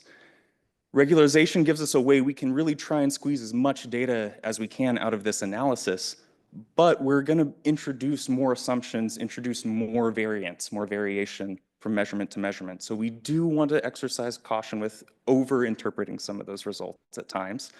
And as an example here, again, this is iron sucrose as a stand-in. So we can see there's one clear primary population, looking here at intensity-weighted distributions. So if we draw a line down from the apex of those graphs, we get roughly an average size of 6 nanometers for that population. But there's this other species out here that kind of peaks out on the order of 100 nanometers in radius or so. It's not present in every run, but it is there by intensity. So it would say our interpretation there is there's some larger species that's present below the level of quantitation, but above the level of detection. So there's some very rare, very low abundant species that's there. If you're trying to hunt for that species, DLS can be very powerful to understand if there are those large aggregates present. that sensitivity to large particles can be a double-edged sword, whether you can or can't interpret or see those species. Looking only at volume weighted might lose some of that insight. But if we just look at the cumulant result, 5.8 nanometers, very, very good agreement between that number and that primary species. So again, it would say that number may be sufficient to describe this. It depends on what we're trying to get out of the technique, what we're trying to measure with our analysis. So as products move later and later into development, moving towards QC, you may be able to simplify down to a cumulance analysis to get a simpler number, but you always have this more in-depth approach you can dig into if you're looking at something that has failed somewhere else, some other protocol, and you need to go back and investigate. You can go back to that analysis and take a deeper look at the regularization data as well. So two sides to every coin. But I know we're getting close to lunch, so I'll call myself there, I think. The only thing I'll make a note here, very, very nice emphasis on some of the effects of angle and wavelength. So just while I have the stage,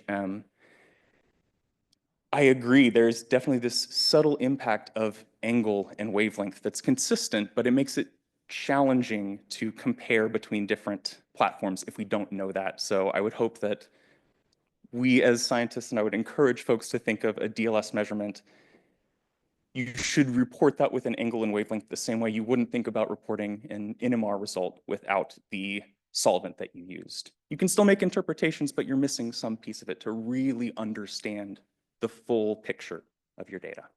So that is all I have, and I will turn it over there.